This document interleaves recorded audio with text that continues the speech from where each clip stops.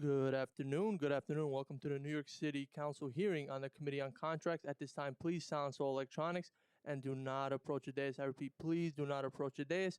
If you are testifying or have any other questions or concerns, please contact the Sergeant at Arms. Thank you for your cooperation. Chair, you may begin. Good afternoon and welcome to this hearing of the New York City Council's Committee on Contracts. Today is Thursday, October 23rd, 2025. My name is Julie Won and I have the privilege of chairing this committee. I would like to thank the members of the committee and Speaker Adams for coming together. She will be here shortly to hold today's hearing, and I would also like to thank representatives from the Mayor's Office of Contract Services, vendors, advocates, and other interested members of the public for joining us to testify today. I'd like to note that we've been joined by Council members Eric Botcher as well as Council member Gail Brewer. When a nonprofit shelter provider has to take out high interest loan to make payroll while waiting for months for the city to process a contract they've already begun performing, we're not dealing with a minor administrative inconvenience. We're looking at a system failure that directly harms New Yorkers who depend on these services and the most vulnerable. The numbers tell a stark story. In fiscal year 2025, more than 78% of all city contracts were registered late, meaning contractors had begun work before the city finalized contracts or began payments. For human service contracts specifically, the situation is even more dire. Roughly 90% of contracts were registered late, with an average delay of over 4 months between when work begins and when contracts are registered. These aren't just statistics. They represent real hardships for vendors and ultimately for vulnerable New Yorkers who rely on these services that these organizations provide, as those who are good-hearted that work at these organizations at lower wages to do these services. The impact is felt throughout our entire nonprofit sector. Vendors are forced to take on expensive loans and lines of credit while they wait for reimbursement for work they've already performed, and consequences are predictable. Reduced service capacity, difficulty making payroll, and in some cases, organizations scaling back critical programs or deciding not to bid on city contracts at all. The 4 bills before the committee today represent different but complementary approaches to fixing these systemic problems.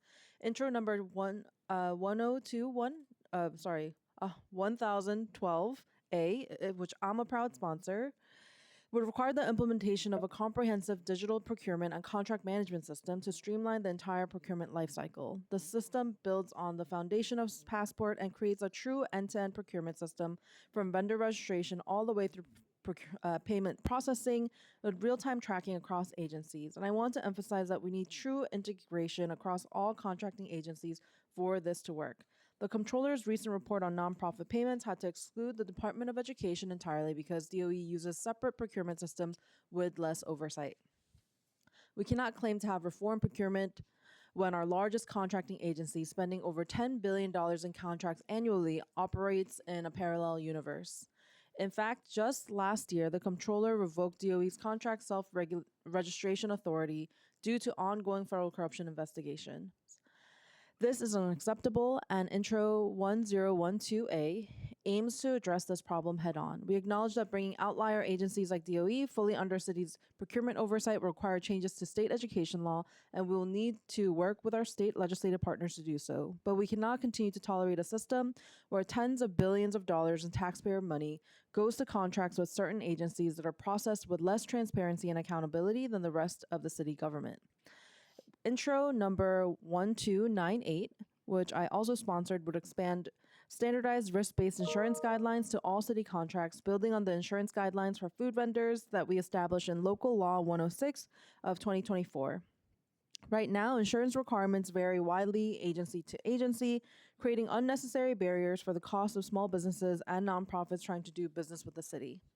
Intro number 1392, sponsored by Speaker Adrian Adams, who has joined us, aims to improve our timely payment crisis by mandating quarterly advance payments for certain Department of Homeless Services and Mayor's Office of Criminal Justice contracts, and by creating a pilot program for the large contracts over $1 million. Of fiscal year 2024, 80.65% of all contracts were registered late, meaning contractors had begun work before the city finalized contracts or initiated payments. For services contracts specifically, the situation is even worse, with approximately 90% registered retroactively. Rather than forcing vendors to essentially provide interest free loans to the city while we drag our feet on payments, this legislation would ensure predictable cash flow that enables organizations to focus on service delivery instead of financial survival. Finally, intro number 1401, sponsored by Councilmember Salam, would create a voluntary disclosure program for labor and human rights practices in city procurement, encouraging ethical practices and greater transparency in how the city contractors' supply chains operate. These bills expand upon Council's ongoing procurement reforms efforts, including Speaker Adams's comprehensive procurement modernization package and the work of the Mayor and Comptroller's Joint Task Force to get nonprofits paid on time. We've made some progress. MOX has improved Passport. Agencies have streamlined several procurement processes, and there have been real efforts to address late payment backlog. But despite these improvements, our procurement system remains fragmented and inefficient, with delays that harm both agencies trying to deliver services and vendors trying to get paid for the work that they do. These bills represent meaningful steps towards a procurement system that serves vendors and the public. Addressing these challenges isn't about contractor operations, it's about ensuring consistent, high quality services for New Yorkers who depend on the city to deliver the support that they need. Before we hear from the administration, I would like to thank the committee staff, Senior Counsel Alex Polinoff, Policy Analyst Alex Yablon, Financial Analyst Owen Katowski for their hard work in putting today's hearing together. I also want to thank my staff, Nelly Vera Martinez, my Legislative and Budget Director, as well as Tenzin Damdul, my Legislative Fellow, and my Chief of Staff, Nick Golota.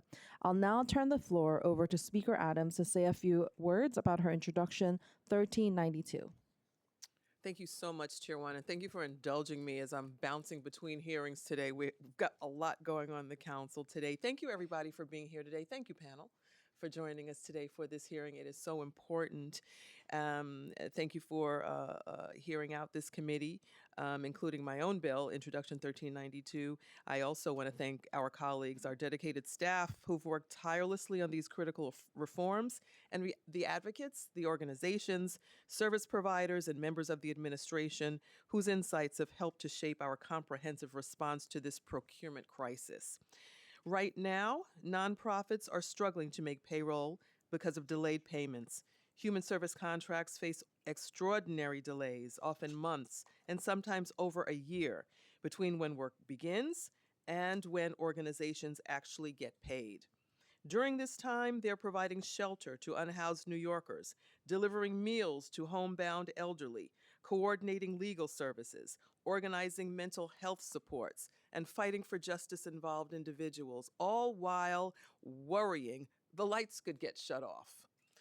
The city effectively forces these organizations to collectively pay millions of dollars on bridge loans because our procurement process isn't working the way it should. Introduction 1392 seeks to help address these payment issues. Instead of having vendors taking out loans to cover the city's delays, we can provide routine, timely payments for the vital services they perform every day, so these organizations can focus their resources on efficient program delivery and sound organizational management rather than financial survival. This isn't a loan or a handout to contractors.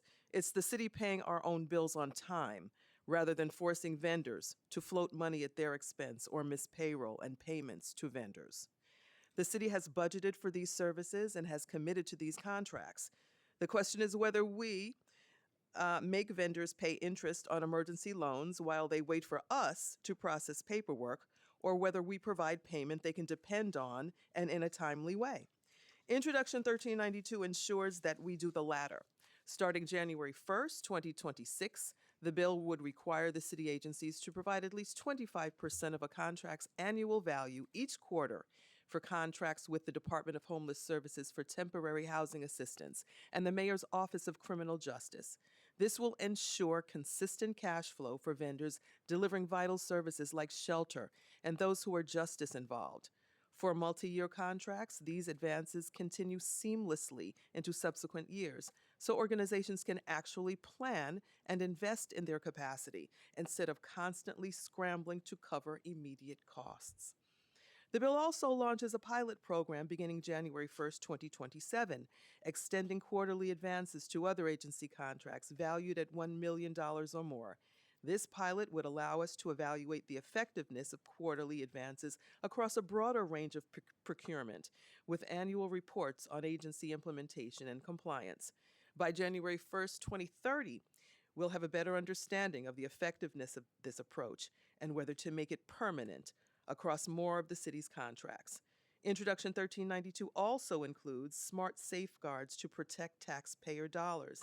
Advances won't apply to portions of contracts funded by the state or federal government if doing so would be incompatible with such funding. Advance payments can be withheld from contractors who fail to submit required invoices for 3 or more consecutive months unless the contracting agency was responsible for the delay. Agencies will also need to establish clear processes to reclaim funds if services are not delivered or if actual costs fall short. Introduction 1392 is about fairness and fiscal responsibility, and it builds on the momentum from the package of bills we announced at this year's State of the City and passed on October 9th. Those recently passed laws provide 50% advance payments at registration for nonprofit services, codify the Mayor's Office of Contract Services, and require agency corrective action plans. Together, these efforts represent a comprehensive push to make our procurement system fairer, more efficient, and more supportive of the critical organizations that comprise our nonprofit community. Our city's nonprofits are on the front lines of our communities. Speeding up these burdensome processes will help ensure that they can focus on delivering life-saving care and not on chasing the dollars they're owed. I look forward from hearing from the members of the administration today and stakeholders about Introduction 1392 and, of course, the other bills under consideration as we continue to prioritize timely payments and strong vendor partnerships. Thank you so much. I turn it back over to Chair One. Thank you so much. I want to just give a special thank you to Speaker Adrienne Adams, who has been such a supporter of all of our human service providers and has been adamant on getting our nonprofits paid on time. And it'll be a huge legacy that she leaves behind. And I'm so thankful to be serving under her leadership, because this is probably the most legislation we've passed in the most sexiest committee of contracts with her support. You know, she really recognizes. So I'll now turn over to our committee counsel to administer the oath. Thank you, Chair. Alex Polinoff, Committee Counsel. Will all members of the administration testifying today please raise your right hand? Do you swear or affirm to tell the truth, the whole truth, and nothing but the truth in your testimony today, and to respond honestly to council member questions? Thank you. You may begin when ready. Okay. Good afternoon, Speaker Adams, Deputy Speaker Ayala, Chair Wan, members of the Contracts Committee, and all the other council members who have joined us here today. Thank you so much for convening this important hearing and allowing me to testify. My name is Michael Cedillo, and I am proud to serve as the Executive Director of the Mayor's Office of Nonprofit Services, also known as MONS. I'm joined today by Yesenia Markland, First Deputy Director of the Mayor's Office of Contract Services, Robert Fiato, Chief Financial Officer of the Mayor's Office of Criminal Justice, Rosine Ferdinand from the Department of Social Services. She's the Executive Deputy Commissioner of Finance, and also Christine Fellini, Department of Homeless Services First Deputy Commissioner. At MONS, our goal is very simple: to help providers focus on delivering vital services, not on navigating unpredictable payment cycles or complex invoicing systems. But we don't do this work alone.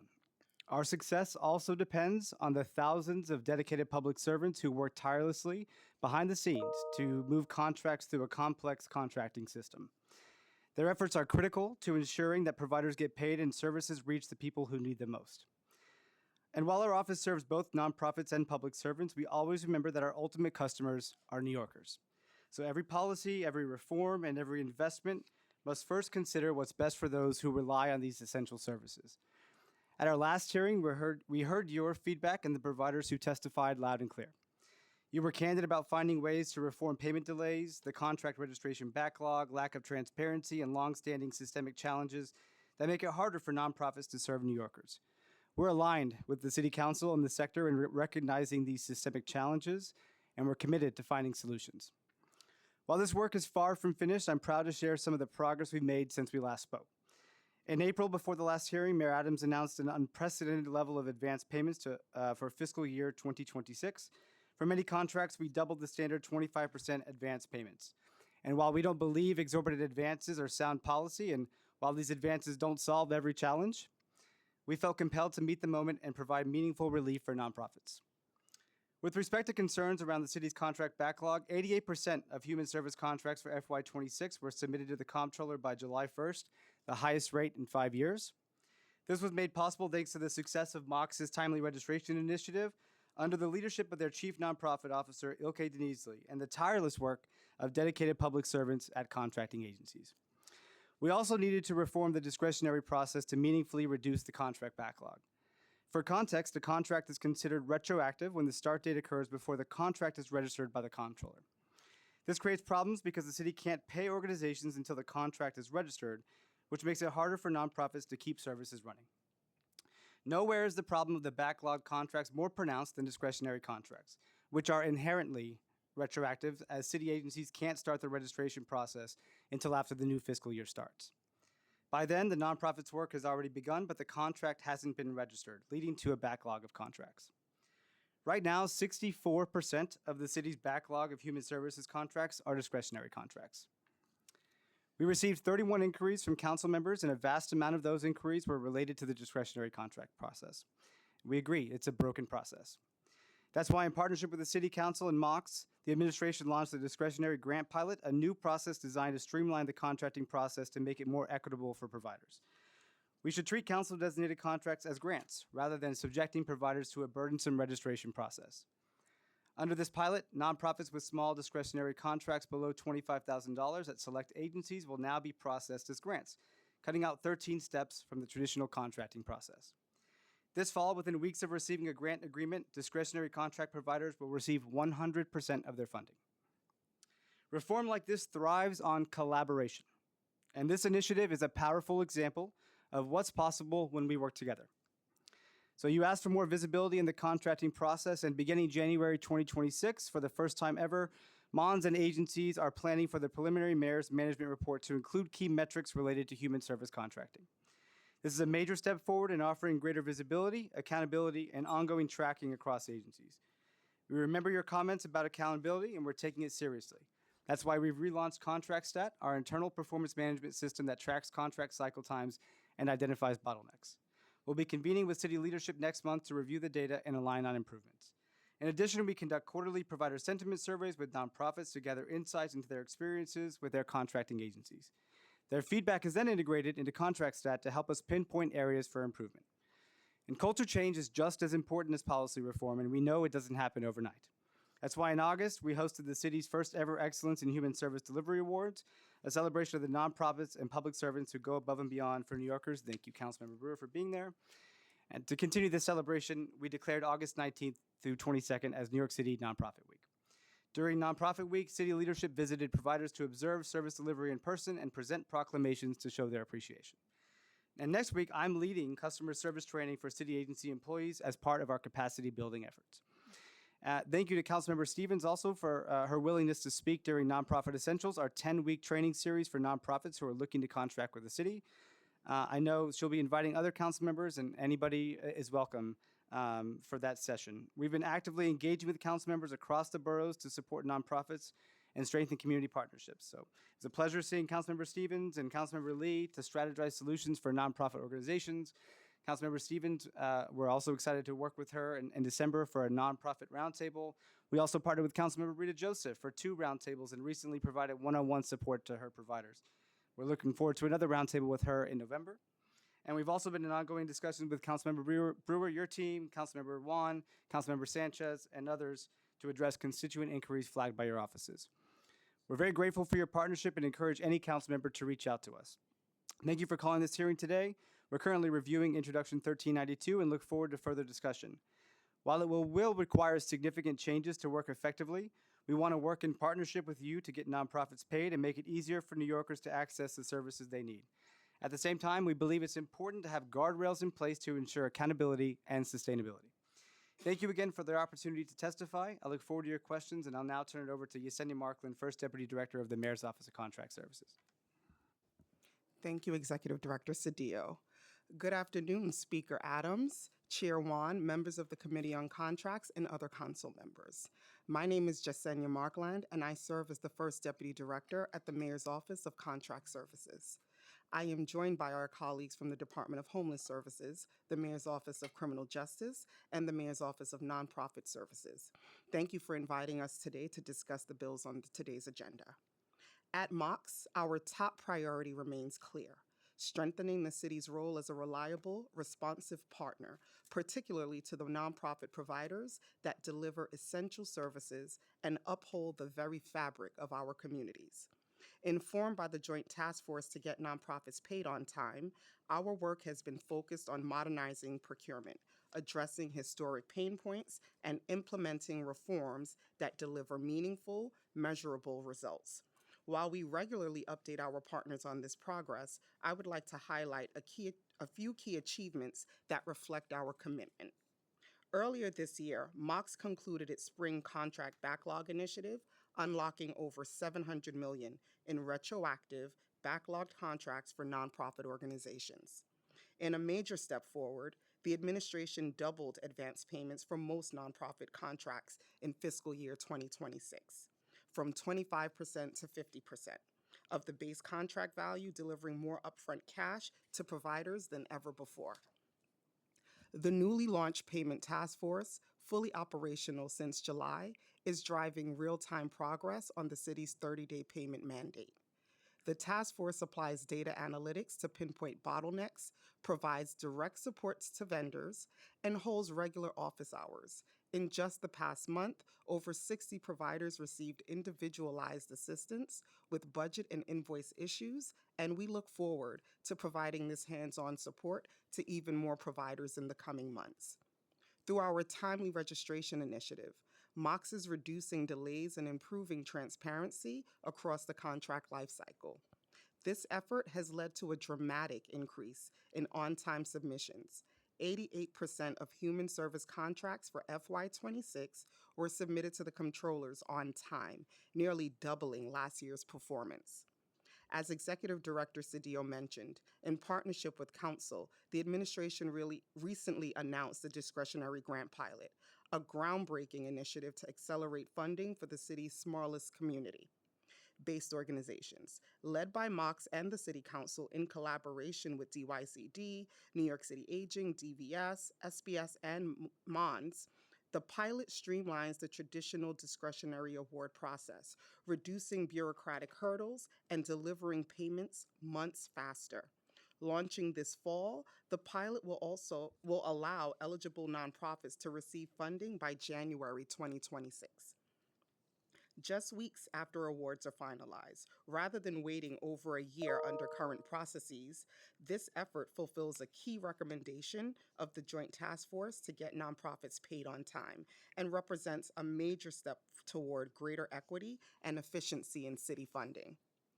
These outcomes demonstrate a shared commitment across city agencies to reform the procurement processes from the inside out. While we are proud of this progress, we remain focused on the road ahead, working in close partnership with agencies, providers, and council to create a more efficient, equitable procurement system. We're happy to share more information with your staff on these ongoing efforts. Intro 1392. As our ongoing reforms make clear, we fully support the underlying goal of Intro 1392, ensuring timely and stable payments to the city's nonprofit partners. However, we have significant operational concerns with the bill in its current form and would need further conversations with the council to ensure its goals are met effectively. We are open to exploring new payment models that support stability for providers. However, such changes must be developed with an understanding of the broader reforms already underway and with sufficient time to engage all stakeholders, especially those directly impacted. The proposed January 2026 start date for quarterly advances is not feasible for DHS and MOCJ. Implementing this shift mid-fiscal year would require new processes, updated systems, fiscal manual changes, and additional resources, while also creating confusion for providers who will already be receiving a second advance payment in January under existing fiscal year 26 policies. It's also important to underscore the scale of change proposed. Transitioning to a quarterly advance model marks a fundamental departure from the city's reimbursement based payment model. This means that providers must submit invoices to demonstrate how city taxpayer dollars were spent. While the city has used advance payments as a tool to quickly get funds to nonprofit providers to support their cash flow, the city must also be able to substantiate how advance funds were used. The city does this for advance funding through what we call recoupment, which is when agencies withhold a portion of each invoice to be applied toward repaying what had previously been advanced. The city needs providers to submit invoices regularly throughout the fiscal year, both so that they can get paid and so that we can account for what had been advanced, which has important implications for the city's cash flow. For context, in fiscal year 25, the city issued $3.2 billion in advances, of which approximately $796 million has yet to be recouped. Any shift to quarterly advances must consider this financial reality, including how invoices and audits are managed to ensure fiscal accountability. Additionally, the system is currently designed to ensure that advances are being recouped, and there is a limit on how much money can be advanced on a budget without sufficient recoupment. Substantially altering our financial systems to accommodate a new advance model cannot be achieved within the proposed time frame and would require significant investment. That said, we are open to having conversations with Council about establishing a pilot program to develop a thoughtful quarterly advance model, one that is informed by lessons learned, builds on current initiatives, and provides time to align systems, resources, and stakeholder support. Intro 1401 would allow agencies to request voluntary disclosures from bidders regarding their labor and human rights and human rights practices during the responsibility determination stage. We share the Council's intent to advance ethical standards in city contracting. However, we are concerned that the bill will cause confusion and unfair competition among vendors, while adding administrative burden and costs to the procurement process. The scope of disclosure envisioned may require vendors to conduct extensive internal reviews of not only their operations, but those of subcontractors and suppliers, which could disproportionately impact smaller businesses. It's also important to note that mandatory disclosures already exist within Passport, the city's digital procurement platform. Implementing this bill would require additional system development and resources to accommodate and manage the new voluntary disclosures. Intro 1012. With regard to Intro 1012, MOX generally supports the heart of this proposal to codify and strengthen the city's digital procurement infrastructure.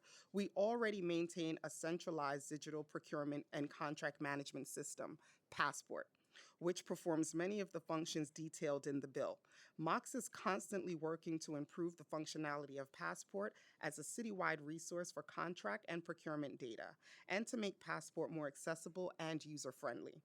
However, we have concerns with the bill's requirement that the City Chief Procurement Officer procure a third-party quality assurance vendor distinct from any platform developers to provide regular testing of system functionality and performance monitoring. While we understand the desire for oversight, in practice, this would duplicate existing monitoring, introduce inefficiencies, and risk contradictory recommendations. We look forward to continued dialogue to support our joint goal of supporting in the city's procurement system, while harmonizing any legislation with current industry and city practices. Intro 1298. Finally, regarding Intro 1298, we appreciate Council's focus on reducing barriers to doing business with the city while protecting fiscal interests. However, MOX cautions against setting standardized insurance guidelines for broad categories of contracts. The complexity and diversity of city procurements require flexibility, not uniformity. Developing insurance guidelines with eyes towards a one-size-fits-all manner of application ignores the reality that contracts with varying scopes and intricacies demand a more flexible and project-specific approach to insurance requirements. Furthermore, identifying categories of contracts with enough specificity to properly develop insurance requirements in scope with those needs would require the reallocation of agency resources and would likely produce such a wide variety of contract categories that they would undermine the intended clarity. Maintaining these guidelines as dictated by the bill would also impose additional administrative burdens on the city's contracting and procurement processes. We will need to closely engage our partners at the Law Department on this legislation and any efforts to standardize insurance requirements. Once again, we appreciate this opportunity to appear before the Council and share our perspective on these very important issues. We are committed to continued collaboration with Council and all our partners as we work to modernize and improve the city's procurement system for providers and the New Yorkers they serve. Thank you. Thank you so much. I want to acknowledge Councilmember Nurse has also joined us. I'm going to hand it over to Speaker Adrian Adams to ask her questions. Thank you very much, Chair Juan. In the interest of time, because I'm popping between places today, I just have a couple of questions, then I will yield my time to my very competent chair and this great committee to continue. Thank you all for being here once again. We really appreciate your testimony. How many nonprofits are currently owed money by the city for work that they have already performed? Thank you, Speaker Adams, for the question. I do not have the specific number in front of me, but we can get you that information by end of day. Can you get us that information within 24 hours, please, Executive Deputy Director? Yes, Speaker Adams, we will be sure to get you that information within 24 hours. Okay, because that was a part of my. I had a two-part question. It was going to be what was the total dollar amount. So let's put that on the laundry list, and then let's put on the laundry list how many of these outstanding invoices are from work performed more than 90 days ago and more than 180 days ago. Okay, thank you. How many nonprofit vendors have utilized the 50% advance payment program that you announced back in April? Thank you so much for the question, Speaker Adams. So what I see is that 218 providers got the 50% or higher advances in FY26. Okay, and what's been the uptake rate, and what is the total dollar value of advances provided to date? Thank you for the question, Speaker Adams. For this fiscal year, with the new policy that we directed agencies for the 50% for many agencies, 30% for MOCJ and DHS providers, we've dispersed over $3 billion in advances this fiscal year. Okay, and what outreach have you done to promote that? Thank you, Speaker Adams. Do you mean outreach to the provider community? Yes. Great question. So we've done a lot to make sure that that is known for our providers. So at the Mayor's Office of Nonprofit Services, and I'm sure my colleagues at MOX will speak more to this too, we host a monthly umbrella group briefing. Actually, this was from feedback from your staff who had said that umbrella groups hadn't heard from us as much. So we do a monthly meeting with them. We brief them on all things related to procurement and nonprofit contracting. And so we've made them, kept them aware on a monthly basis as to our new advance directive. In addition, we did a media blitz both right at the start of this fiscal year. It was on Pix 11, making sure folks knew about that. Also during New York City Nonprofit Week as well. And very luckily, we have a group of folks called nonprofit leaders in the Mayor's Nonprofit Advisory Council. It's over 30 nonprofit leaders. And I work with them on a weekly basis to make sure that they're aligned and knowledgeable about all the things we're doing in this administration to get folks paid. Okay. I just have one more question regarding my bill. I know that you all have several ways that you've taken issue with it, but I'm going to let the chair address most of that. The bill creates 25% quarterly advances, right? The money's already budgeted for these services, and the only question is whether vendors pay interest to banks or whether we provide working capital in a timely way. What would need to change in order to make this possible? Thank you, Speaker Adams, for the question. Um, in terms of what would need to change, it really depends on the details on the implementation of this quarterly advances. Specifically, the system is not currently capable to pivot that quickly in order to support it. At present, again, as stated in the testimony, the way the system is set up, after a certain amount of funds are advanced, we also have to recoup. And absent that, the system that is a guardrail in place, we do not have the ability to just quickly pivot.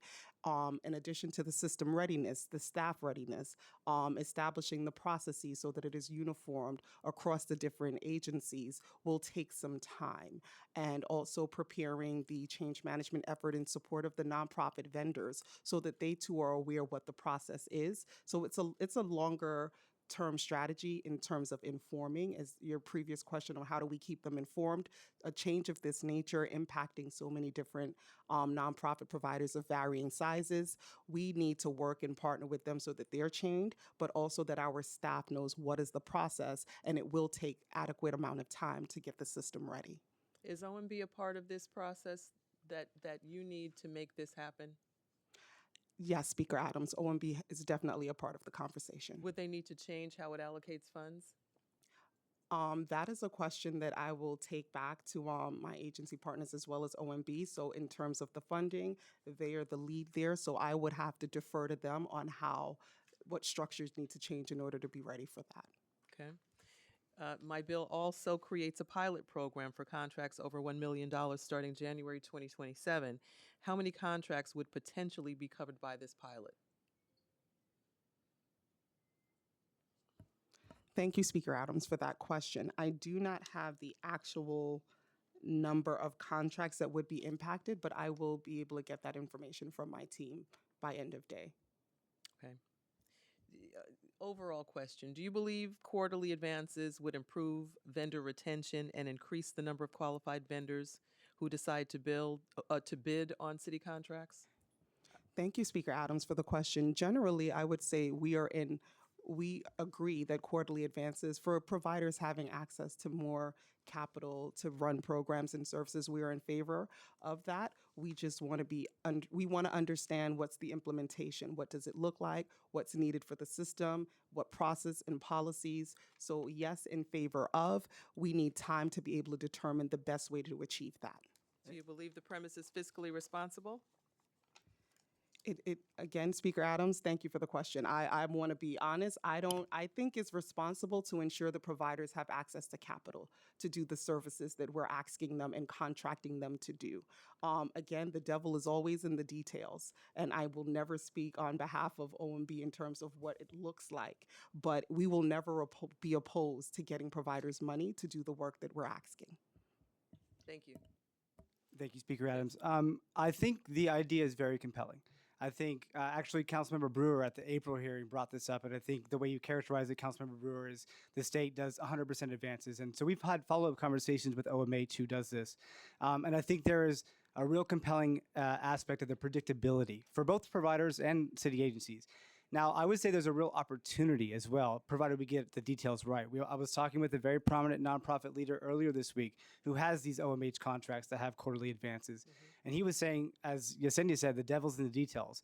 There's a real opportunity to have a paradigm shift, like a legacy building paradigm shift from our reimbursement model that we have now to a wholly fundamentally new model. And I would personally really want to make sure we get it right, both for our providers, but maybe most importantly for New Yorkers who deserve these services, and we need to make sure the services are delivered. The opportunity that also might be here is to make sure that we have a standardized audit process. I think it's fair to say right now in the city we do not have a standard audit process. The feds do, the state does to do their quarterly advances, and from a provider's perspective, they don't have a one city audit experience. It's often 3 to 5 years afterwards. It's not timely. It doesn't follow their financial plan. And so if we could use this as an opportunity to enable quarterly advances via standardized audits, give the city more visibility into finances from our providers, that I think is an appropriate guardrail with respect to moving towards this reimbursement model. But I think things like that really require us to have the time and the right runway to make sure that we get this right. But it's so compelling that I think we deserve to have the oxygen to get it right. I hear all of that, and I hear your argument from the perspective of those that have been waiting to get paid in excess of millions of dollars. My perspective and the goal of this legislation is to stop this. I mean, we're talking about letting the agency, letting Mox ramp up to meet what you need to make this happen. But we're not taking a look at the nonprofits that have had to sit back and jeopardize payroll and jeopardize their livelihoods and jeopardize their employees and so on and so on and so on. And I said all that just to ask, because we're looking in a reverse perspective from my lens. What is your time frame to ramp up, to make this possible, so that these nonprofits and these providers that are the engine of this city get paid responsibly? I'll start. I think it's totally the right question, Speaker Adams. I think certainly not 10 weeks, certainly not in the middle of a fiscal year and as a new administration is going to start up. I think typically you'd want to start this at the start of a new fiscal year. Now, I think Yesenia will rightfully point out there's a lot of activities that happen in the third and fourth quarter of a fiscal year that get us to start off the fiscal year on a right footing. So those are considerations that we'd have, but certainly not in 10 weeks, certainly not in the middle of a fiscal year. Has that work started yet? It has, right? Yes. Thank you for the question, Speaker Adams. I definitely want to piggyback off of what my counterpart is sharing in terms of the timeline, and when thinking about, yes, we're having conversations, we're engaging, but a lot more has to go into it in terms of determining when we can start. I don't want to be irresponsible in throwing out a time frame, because I know that our providers, nonprofit providers, are listening and they want to be able to get ready. And we want to be responsible in any date that we put forth.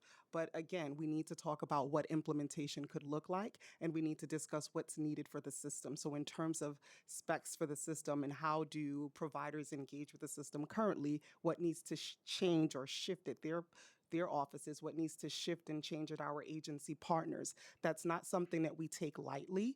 And so in order to give a specific time frame, we need more conversations. And while we are, again, the concept and the idea of the bill, we wholeheartedly believe in getting money out the door, but we want to make sure that we're taking the time needed to have conversations with our counterparts at the agencies to discuss what is really needed to do this effectively.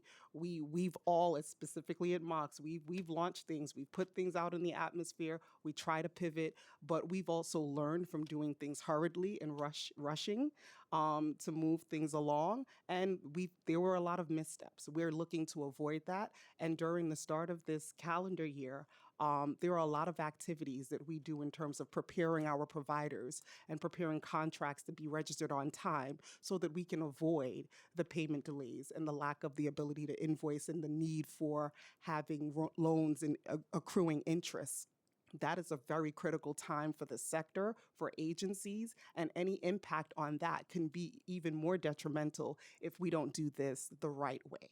I hear you. And before I go, and again, I'm going to yield to my colleagues. I'll just say this: our providers deserve all the time that you have and that you can give them to get this right. We want this right as well. But what I dare say is that we are not willing to jeopardize any more lost funding for them that they rightfully deserve for services already provided. And I yield back to the chair. Thank you so much, Speaker Adams. I also want to recognize Councilmember Ina Vernikov has joined us. So I want to pick up a few things as follow-up questions. For Intro 1012A, can you help me understand why there isn't a current data snapshot of how many providers remain unpaid? Because you provided in your testimony 88% of human service contracts were submitted on time for fiscal year 26. So can your team right now, before our hearing is over, get that data that she was requesting about how many outstanding contract payments we currently have and how many nonprofits are currently registered with the City of New York for a contract? Thank you, Chair One. So I will, my team is here.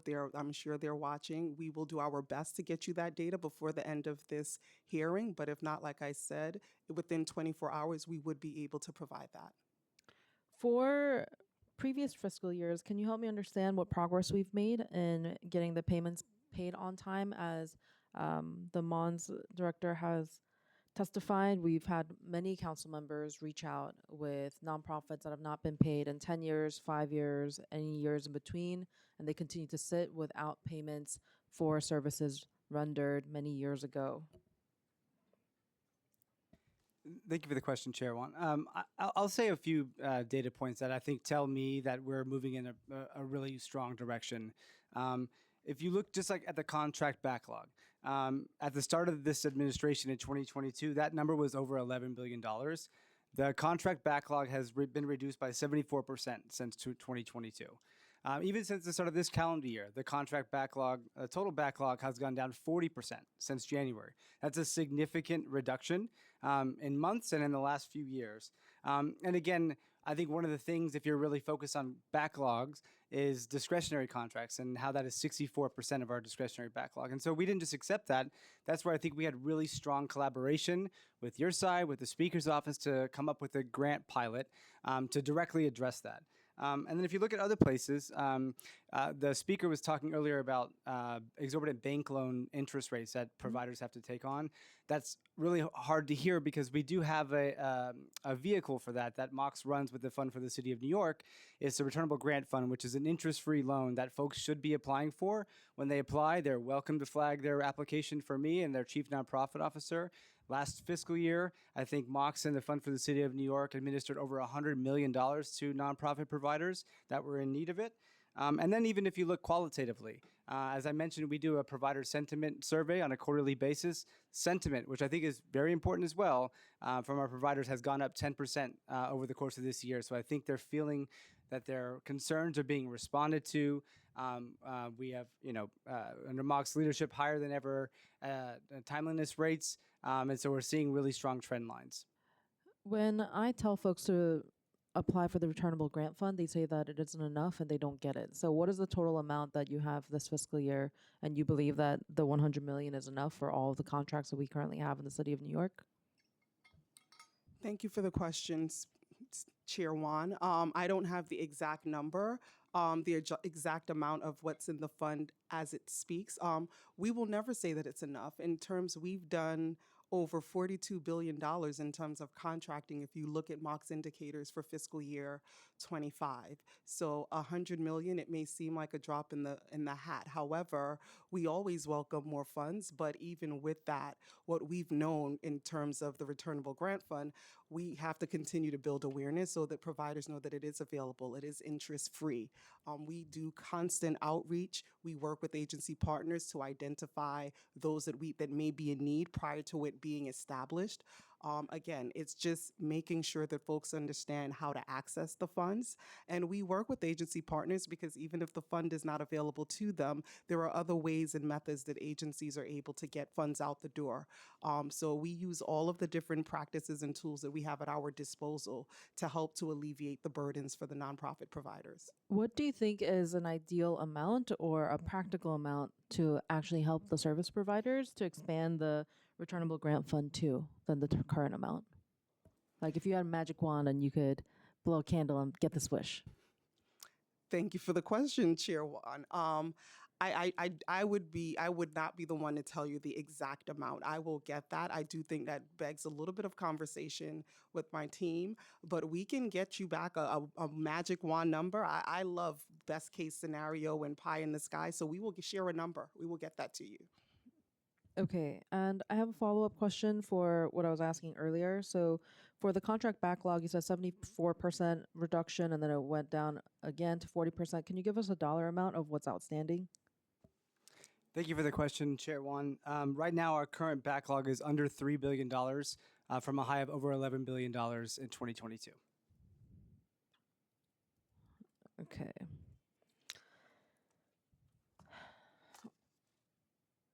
For the 25% advance, since you already have the contact information, you have the emails of the providers who are currently in contract with the City of New York, can you please send out a writing, whether it be a digital flyer or an email, to allow them to know that there's the 25% advance that you guys have launched as a pilot? Thank you, Chair Wan. Absolutely. Mox actually communicates regularly with providers. We have our contracting news, we have access to all of their information, and we communicate regularly with them. Initially, in testimony, I mentioned the Payment Task Force, who are also in constant communication with the nonprofit providers. We also partner with our agency partners so that we're always sending communications, and we're trying to get that information in front of them however possible. We use all modes of communication. So we're not opposed to sending communication or continuing to send communication to those that are eligible for it. If I may, Chair Wan, I'd also just want to make sure the 25% advance, that's a standard, right? And that, again, that is a less than 10 years old standard. It's a relatively newer thing for city government. This year was 50% for many of our contracts and 30% for the agencies that are here today. And just want to be very clear, we do communicate that out. I know the speaker had that question as well, but there was nothing that a provider needed to do really to get that advance. That's a standard thing that at the start of a fiscal year and at the start of a registered contract, agencies initiate those advances out to their nonprofit providers. So it's not a case where somebody has to raise their hand for it. That's standard process. Okay, great. But I think it would be great if you both took a victory lap to allow them to celebrate, because this is huge. Because I think at the essence of it, it sounds like to me we're all in agreement that we do want to make fundamental departures from the city reimbursement-based payment model. That is what we hear directly from our providers. They don't want to be in reimbursement jail because they are taking out loans and taking high interest for it. So am I hearing you correctly that we're all aligned on moving towards advances in support of Intro 1012A? Thank you, Chair Wan. So we are absolutely in support of getting the money out the door to the providers. It's all about the details and the implementation. So I think what myself and my colleagues, we just want to make sure that we have the processes in place to do so successfully. Okay, and since we were talking about vendors currently spending lines of credit, and you both are aware, has the administration had formal studies on how much vendors currently spend on lines of credit while waiting for a contract registration and payment per each fiscal year? Thank you for the question, Chair Wan. Currently, we do not have a study. We do know in terms of the vendors of the provider communities that we are directly engaging with and who are letting us know, but I'm sure there are many others that might be experiencing that we are not aware of. So we continue to push out. We work with council members, we work with agency partners to make sure that we have robust communication so that they know how to access us so that we can have a better awareness of what it is they're experiencing. Likewise, this is how we have the ability to inform them of the returnable grant fund. I am still amazed by how many nonprofit providers don't know how to access that. Okay, because we would like to know the rough estimate or the aggregate of how much they are actually spending in lines of credit, waiting for their contract payment. Chair Wan, I think that's a great idea. We'll follow up to see if there's a way we can get that information. I do want to just make sure you and every council member knows we would really love your partnership in making sure providers know about the RGF and the bridge loan. When I have done roundtables with other council members, as Yesenia said, it is disheartening when folks don't know about it or think they have heard about it but don't realize that it's a one-page application or that it's interest-free. So that kind of information, if that's something you want me to come to your district and do a roundtable and make sure people are aware of that, I'm really happy to do so and would really appreciate your partnership. I think it would be a great flyer or email to send to all the contract providers, because most of the people who are in this room who are very active and engaged are definitely aware. But what I do hear from my district when I hammer them, they're like, oh, we're not going to get it because the fund is too small. So that's why we've asked the deputy contract executive director to get us a magic number so that we could work towards that goal of expanding it. And I hope that the comptroller currently or the future comptroller is listening to this so that we can have this audit or study of the lines of credit for the registration and payment of these contracts. But we'll follow up. And do you agree that this is unconscionable that these funds are going to banks instead of being used in city services for residents? These banks are making a lot of money. Chair Wan, thank you for the question, the statement. I think we are in agreement. We want the money for the services to be spent on providing the services for the city of New York. We know that this is a lot of money that some may consider wasted. They have a lot of things to do with these funds. We know what the nonprofit providers are doing on a daily. We thank them. I always say they're doing the Lord's work. So we are as upset about it, and we are doing a lot of active steps. We're working feverishly. We're collaborating. We're thinking about different ways in which we could support them. RGF is one of many tools that we have in our toolbox in which to address these issues. Items such as advances and others is another tool, but we need to make sure that we're addressing the underlying comprehensive root cause of these problems, which we've been tackling for many years, which the clearing the backlog, the timeliness initiatives, these are all different resources and efforts that we are doing to help to mitigate those problems of interest. What technical challenges would MOX face in creating the integrated digital procurement and contract management system required by Intro 1012A? Thank you for the question, Chair Wan. Technical challenges, as we know, Passport, we've experienced more than a few. I think what it is that we really have to have a comprehensive conversation and analysis of our current processes, our current technology in place, have a real roadmap in terms of where it is that we would like to go. What are all of the different types of procurements, all the different stakeholders that are engaging with the system? So we need to sit down and map that out. I don't think we would be able to identify one particular technical challenge. Just know that the city of New York has the most complex procurement system in the country, if not that of the world. So in order to even embark on such a venture, and I love change. I'm probably amongst, not most people would be as advantageous in terms of doing that. It will be a very detailed process, engaging all stakeholders to ensure that we have fully documented all of their requirements in order to translate that to what we currently have, or if we wanted to develop an alternative system. Okay, well, we look forward to partnering with you to go on this fun adventure together. I'm going to pass it over to Councilmember Brewer because she has a few questions as well. Thank you. I don't know about fun adventures, but I appreciate the work that you've done, and thank you, Michael, for all your leadership on this. So I guess picking up on the speaker, I know you talked about some data you didn't have, but is there, so how many providers have taken out loans or credit lines to maintain services because of delays? Is that a number that you have, or something that also you'd have to get back to us? See, in terms of how many providers taken out loans, we would have to get back to you, as that's something that most providers are keeping. That's their own record keeping. We would Okay. have to engage with the sector to get a full awareness of what that is. Okay, I think it would be helpful for all of us to know. And then I'm just wondering, because this is always an issue with all agencies, staffing changes, what would be needed to ensure agencies can process quarterly advances on schedule if, in fact, such a process is implemented? Thanks so much for the question, Councilmember. I think it's the right question, but I think in all honesty, we don't know yet. That's, I think, part of what we want to do in a rulemaking process. Some of the considerations, I think as are stipulated in the bill are, how do we ensure that we have reimbursable reports for the state and Fed so we don't lose that funding? That's a serious risk. What do we do with invoices? Are we doing invoices? Do we have expense reports? Do we have certified financial reports like the state does? And then how do we ensure that there's that robust and comprehensive audit process that the state and feds do? So I think those are the things that we'd want to think through. And then we would look at, well, do we have the current staff in place, and do we retrain them to the new model, or do we have to get new staff?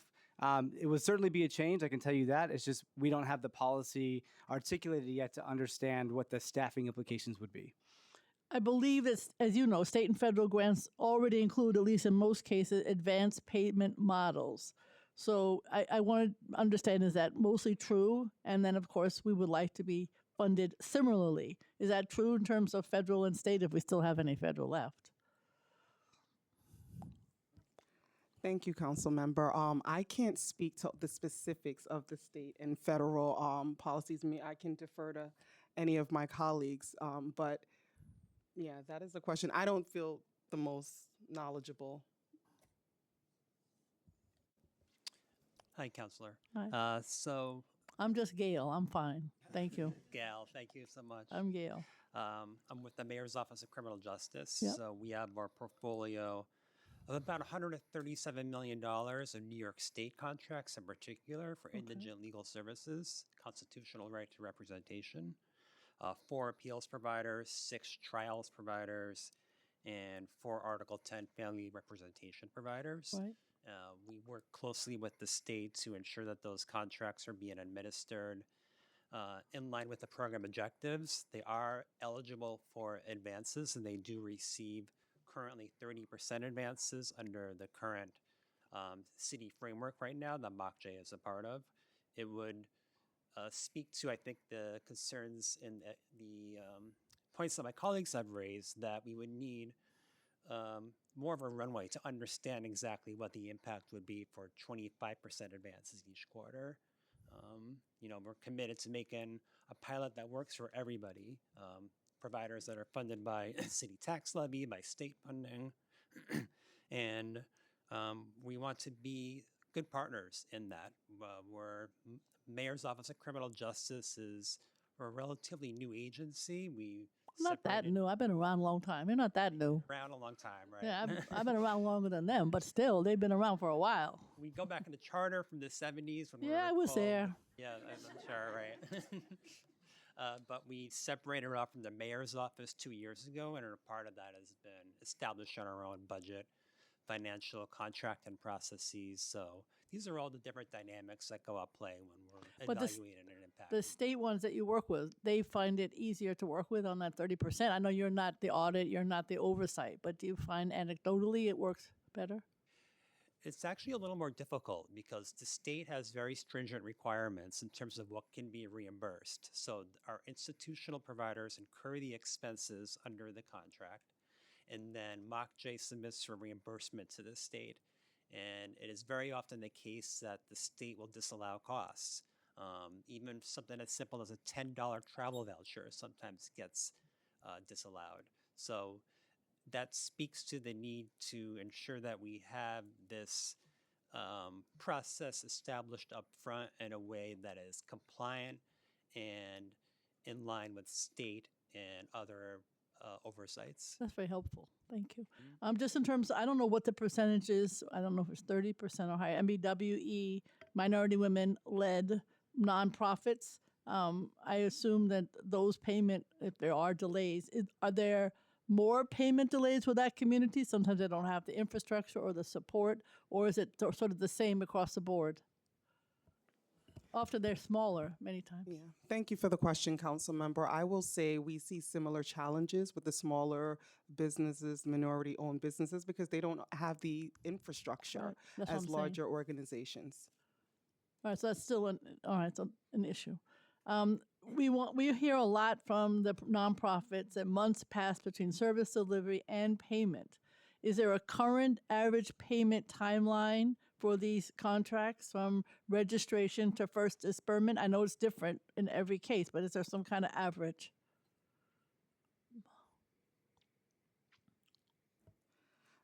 Thank you for the question, Council Member. We can get you the specifics on the average, but again, we do at MOX, we work with agency partners because the goal is the 30 days.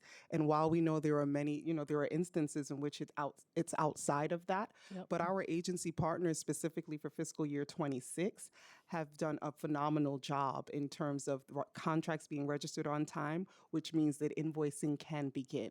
And I want to say that I mentioned in the testimony, we had 88% as of July. So we've been working on that steadfastly, which means they have the ability to invoice. Our payment task force have been working directly with the nonprofit providers to address any challenges or blockers that have been in the system. So while I don't have the exact number in front of me, we can get that to you, but we have seen market improvement from all The reason agencies. I asked, of course, we don't hear about the ones that are going smoothly. We only hear about the ones that aren't. And so that's the challenge that we have. If I may, Council Member, I think the majority of the inquiries we get from the council are focused on discretionary contracts. And again, by design, those are retroactive because we find out on the first day of the fiscal year, and that starts the registration process. So for those discretionary contracts, the average is over 360 days just for registration. And then we talk about invoicing and budgeting, et cetera. So that's why the grant pilot is so radical. And that's why it was helpful for us to have that collaboration and real due diligence together to get that right, because it's taking a process that really does not fit what the nature of those contracts are. They are grants, into a condensed process where we're actually upfronting 100% of the funds after the grant agreement is agreed to. So I think from a backlog perspective, that's like one of the more pernicious things in contract payment, because you can't pay until the backlog until it's registered. It's worst in discretionary contracts. Other places, though, we've seen really good cycle time reductions across the board from an invoicing standpoint this year. So encouraging positive signs. All right. Thank you, Madam Chair. Council member, I'd just like to jump in because this is what technology is for. And one of my team members were able to share that our average cycle time for invoices for fiscal year 26 is 16 days. All right. Thank you very much. Thank you. Thank you so much, Chair Brewer. What is the total value of the city's contracting budget, and how much of it did we spend on council discretionary contracts? We'd appreciate the advance payment on those, but it's just a drop in the bucket, especially for all of our our service providers who are extremely frustrated by the rhetoric that we constantly only talk about discretionary contracts from the city, which is such a low dollar amount compared to the millions of dollars that they're owed. Thank you for the question, Chair Wan. As mentioned, fiscal year 25, the contracting dollar amount was over 42 billion. I can get you the specific amount later on in terms of what the discretionary portfolio is. So at Mox, we're focusing on all retroactivity. In all of our partners, retroactivity is a thing that we would like to do away with. And we do acknowledge that there are much larger contracts that are retroactive and not just the discretionary. So we're looking at this as a comprehensive issue and want to address all of the retroactivity. But we can get you more finite numbers. So we've spent a few years now talking about discretionary contracts for the city council. What is the plan for non-discretionary contracts from the city council that continue to be paid, continue to face payment delays for our providers? Thank you for the question, Chair Wan. I think the reason we spend so much time on discretionary is not because it's where the pain is most felt, but is where I think ourselves and agencies have to spend a lot of time. And some years it's less than 5% of our total human service spend. That is definitely true. But it's also somewhere up to a third or 40% of our contracting actions. And those are related to agencies, right? Like agencies have to process those. They have to work on invoices. They have to work on budget modifications, et cetera. So in terms of the plan, that's why we felt compelled to do the higher than ever advances this fiscal year. We're in a vastly different place now than when we talked in April with 50% advances. We're less than 40% of the way through the fiscal year. And most folks have not even gotten to the full amount that has been advanced to them. In addition, what we do is through ContractStat, it is really a performance management tactic where we're keeping our eye on the ball. On a monthly basis, we have set up the infrastructure with chief nonprofit officers at every agency to hold them accountable to that quantitative and qualitative cycle time, and work in partnership with them to find out if there are issues that we can work on together to improve. So we're seeing market reduction. Yesenia just mentioned the 16-day cycle time for invoices. That's down from 20 last year. So in a lot of the ways in which we can quantify the different inhibitors to payment, we're seeing positive trend lines. I am definitely all for freeing up our Mox and other procurement employees to make sure that they can focus on the big dollar value. So $42 billion, less than 5% of that, less than $4 billion is sorted out from the discretionary contracts. So we want to make sure that we're focusing. We like to hear that it's 16 days now instead of 20, but we need to hear more about what exactly is in the pipeline for making sure that the bulk of the 42 billion is moving through and getting paid, as well as people are still sending me questions about the previous years of payments that are still delayed. So can you give us an update on what you all are doing for prior year contracts that are yet to be paid out still? Thank you. And I appreciate and celebrate the backlog that you guys were clearing even until now, this cycle. So please give us another update. Thank you, Chair Wan, for the question. Like mentioned, as you stated yourself, we are actively working on the backlog. It's an ongoing conversation and process. It's not a one and done. All of our efforts continue. The fully seating of the payment task force, which is as of this past July, is also going to help us in addressing the more retroactive contracts. So it's an ongoing dialogue and conversation in partnership with agency partners, working with the nonprofit providers for providing, invoicing and closing out those prior fiscal years to be able to address the backlog. So it's not something that is just we have not moved on.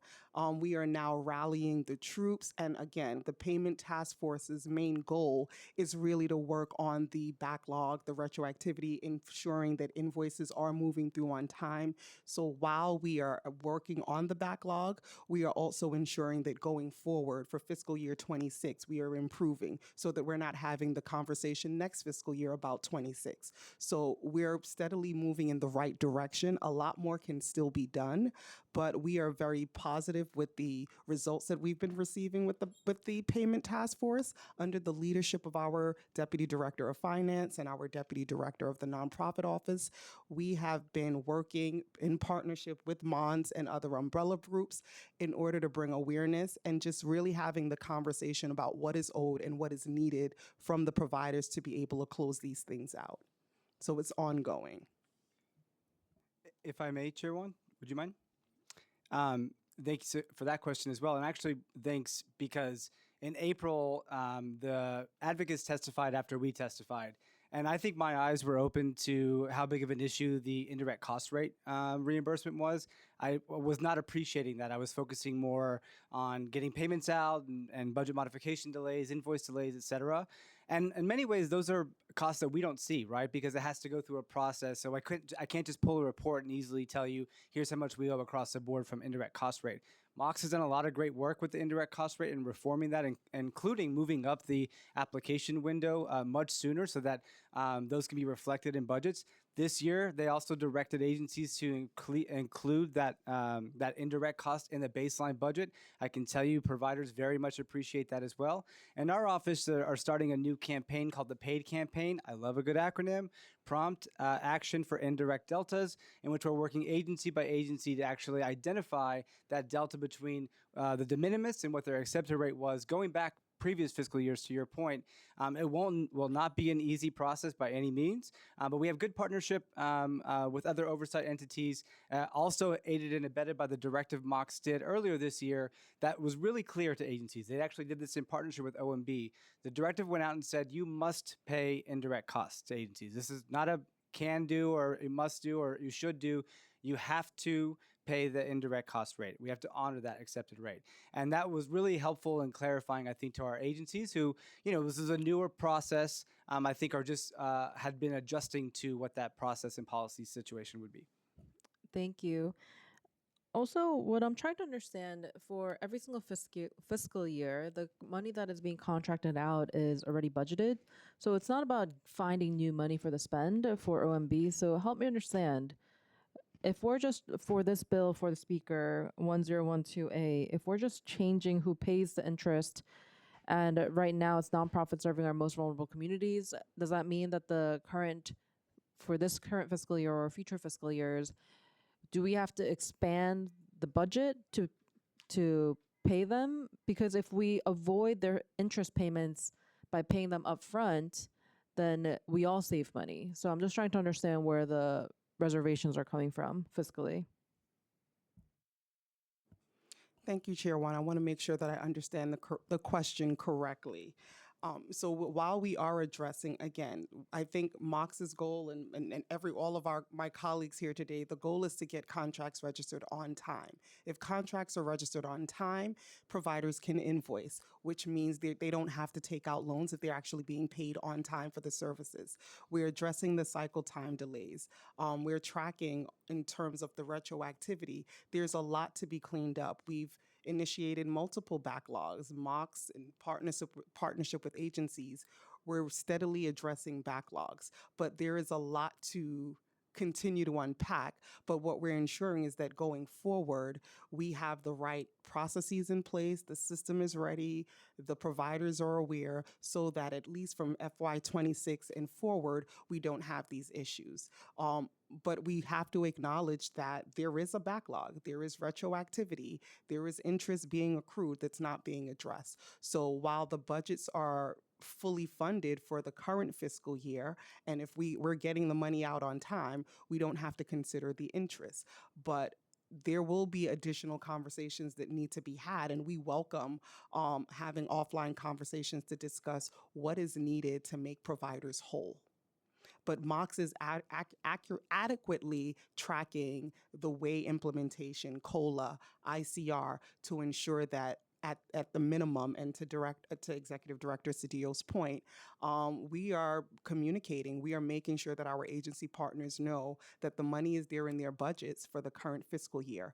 There are still other conversations that has to be had regarding the outer years. So for us, it's less about invoicing, and the vendors are still stuck in reimbursement hell. Quarterly payments create predictability so they can plan fiscally, just like any of us who have to keep a budget. And clearing the backlog and getting contracts registered on time is only good in a perfect world. But in admin, if it is perceived that you all are dragging your feet to put them right back in the same place, quarterly advances solve that problem. So we are really trying to push for quarterly payments for them. Thank you, Chair Juan. So again, we acknowledge the issues with the delays. I want to say we are, again, proud of the 88% registration of on-time contracts, because that means 88% of those contracts, those providers, are not accruing interest on loans because they're looking to render services. So if we continue to focus on getting to 100% of on-time contract registration for the current fiscal year and beyond, this is a way in which we can achieve and mitigate having to worry about the advances. And advances is a tool.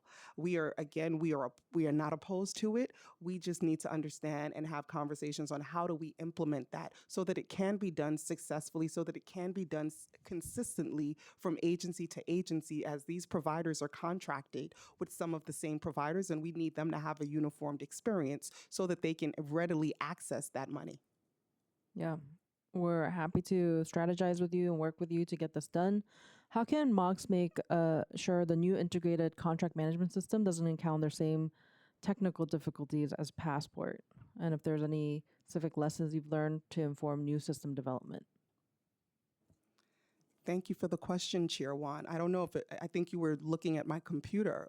This is what we have been doing at MOX for the past, I want to say, 2 years. A part of making sure that we don't experience the same challenge is learning from those lessons, that what we've experienced in terms of user friendliness. We want to engage with the sector. We want to engage with all of the vendors that are impacted, that have to utilize the system. We need to engage with agency partners to really understand what their processes look like so that we can create a more uniform process before we then transform that into a digital system. So while there were many savings and efficiencies realized as a result of Passport, I think we are also at a place in the system where when we initiated this process, we didn't know that this is where we would be. The level and the nature of the complexity of New York City's procurement is extensive, and it means that we need to have conversations with the right individuals to develop a system that is going to actually enable procurement, make it more equitable, and streamline processes for providers, small, large, MWBEs, and also important, that agencies are able to do their work. So conversations, having real engagement, building a system reflective of the processes and the people that are engaging with it is what's necessary, so that we're not back at the place that we are now, working our way out of a technical deficit, but we've made constant strides in terms of improving the system. Would you be willing to work with state partners to bring non-participating agencies like the DOE under the Passport umbrella and this expansion with this new integrated contract management system? Thank you, Chair Wan. Oh, absolutely. We are willing to work with any partners. DOE is an agency that we've been in conversations with for over 2 years, and I'm sure the conversations have happened before me. We are ready, willing, and able to have those conversations. Again, it's about making sure that their offline processes, their current procurement processes align with the current technology so that we don't create yet another technical hurdle for the many providers that contract with the DOE and other agency partners. Okay. Uh, how much do you think it'll cost to build the system envisioned by Intro 1012A or build out the expansion to Passport to do this? Thank you for the question, Chair Wan. I do not have an actual number. Again, I think and I also want to ensure that we're engaging with technical leaders to understand what's the different softwares and that is available, the different models of which we could replicate and or build something. So we would have to do the engagement with the many stakeholders and then introduce a technical partner, because while we have expertise overseeing Passport, the development of a system of that scale, that digital transformation, we would need technical experts beyond that of who we currently have access to. Makes sense. So we'll wait for the financial estimate. Contracting agencies currently use multiple systems: Passport, FMS, Legacy, HHS Accelerator, alongside various agency-specific platforms. Could the integration system envisioned by Intro 1012A consolidate all of these? Or do you already have a plan to consolidate all of these in the pipeline? If so, what phase? And what agencies or contract types would be the most challenging to integrate from your perspective? Thank you for the question, Chair Wan. That is, it's many tiers and levels to that. I would say we absolutely have conversations with the different agencies and other complementary and supplementary systems that all of our agency partners are engaging with. That is a much longer term strategy and roadmap. Our goal is to figure out how to first develop the efficiencies. It may mean consolidation of some of the systems, or it may mean just having a better, more robust sharing of the data amongst the systems. A prime example would be the decommissioning of HHH Accelerator and adding that functionality to Passport. Similarly, we've added some subcontractor functionality to Passport. The advent of Passport was the sunsetting of APT and Vendex. So the city has been making strides towards creating a true end-to-end system. We've been looking for ways in which to build efficiencies, but we wouldn't be able to, I wouldn't be able in this moment to say which systems would be sunsetted and what functionality needs to be added, because we want to ensure that whatever we do, it's a helpmate and not a technical challenge or blocker that we're introducing. Okay. As you can tell by the amount of questions we had on this bill, this is a top priority for the council, for our human service providers, all the nonprofits that we work with, all the vendors, and as well as Speaker Adams for her legacy. So we will continue to have very active conversations with you. I'm going to move on to other questions. Roughly 80% of all contracts in fiscal year 25 were registered late, and 90% of human services contracts were registered late. Why has the late registration crisis persisted despite multiple reform efforts over the last several years? Can you just help us understand the primary bottlenecks causing the late registration? It seems like you were able to figure some things out, because we're about halfway into fiscal year 26 and you are now at 88% completed in registration on time. So help us understand the evolution under your leadership. Thank you, Chair Wan. A part of, I will say, the reason why FY26 has been so successful is because we've been building on the lessons learned and really working with agency partners to identify what are some of their blockers in order to move things through the system quickly. We've moved up our pre-processing, which starts as early as January and February, which is what we did last calendar year. We initiated the process to enable agencies and providers to get contracts registered on time. I also want to acknowledge the HHS migration from Accelerator to Passport, which, while we had no choice due to the system needing to be sunset because of vulnerabilities, we acknowledge that that also introduced complexities and additional workloads and burdens for the prior fiscal year for agency partners, of which we've been steadily regaining ground on. So there are certain system implications that impacted previous year's delays that doesn't identify or acknowledge all of the challenges that are leading to delays, but it speaks to the effort that we've all done collectively to be able to move to the place of getting 100% on-time registration. Okay.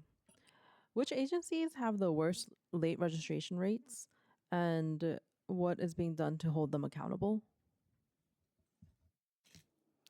Thank you for the question, Chair Wan. While I don't have the data in front of me of worst offender, but as I know that there are many things that contribute to why an agency is experiencing late registration, there are so many different nuances. There are aspects of things that are being requested from providers that they are not yet in receipt. It could be a system challenge. So there are many aspects of what contributes to it. So I do not have which agency currently has the least or the not the best record in terms of registering, but the steps that we are taking, I will say, in terms of the payment task force, we've established financial dashboards in order to help track and monitor the agency's responsiveness, how they're turning things around, identify trends and bottlenecks, of which the payment task force works with each agency individually to help them move things along throughout the process. Similarly, they also have the ability to now work and partner with the nonprofit providers to ensure that we're looking at the comprehensive picture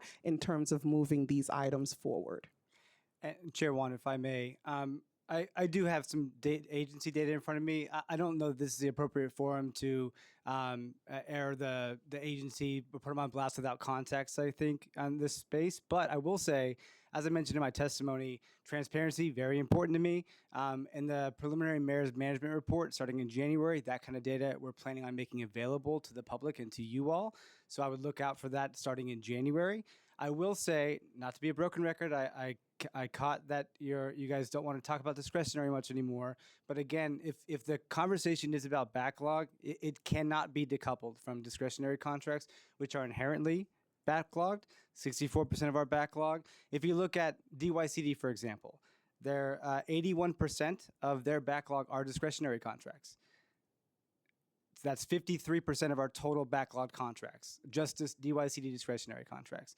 So while the problem is multifaceted from a backlog standpoint, again, down 74% since the start of the administration, and we're seeing really positive trend lines there. So would you share that with us privately? Thank you for the question, Chair Wan. I'm happy to brief you at any time you would like on some of the things that we're seeing from a data perspective. Okay, so we'll follow up with the Contract External Counsel for a private briefing on these numbers.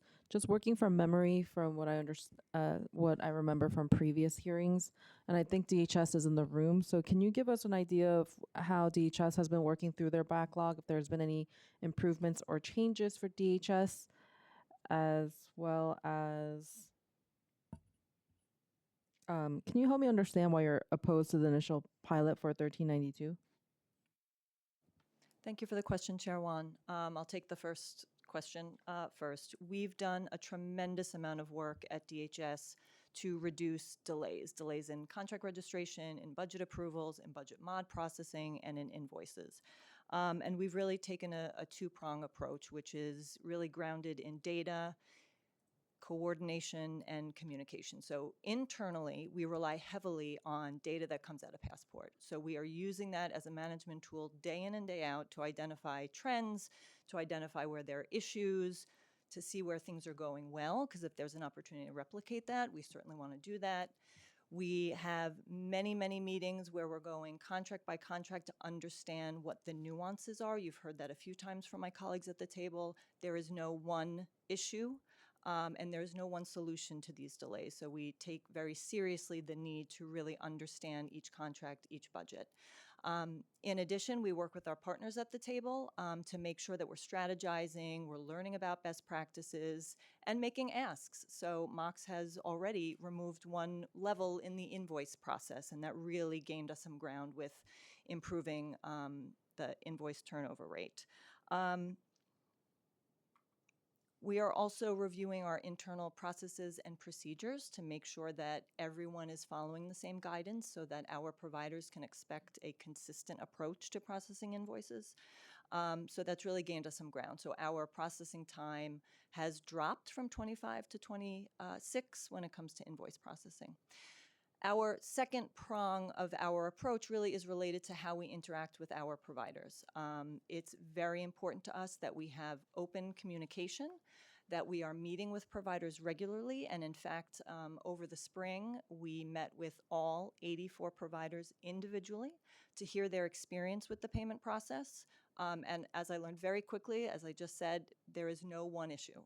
Everybody's experiencing things differently. We have many providers that have multiple contracts that are in different parts or touch points in the process.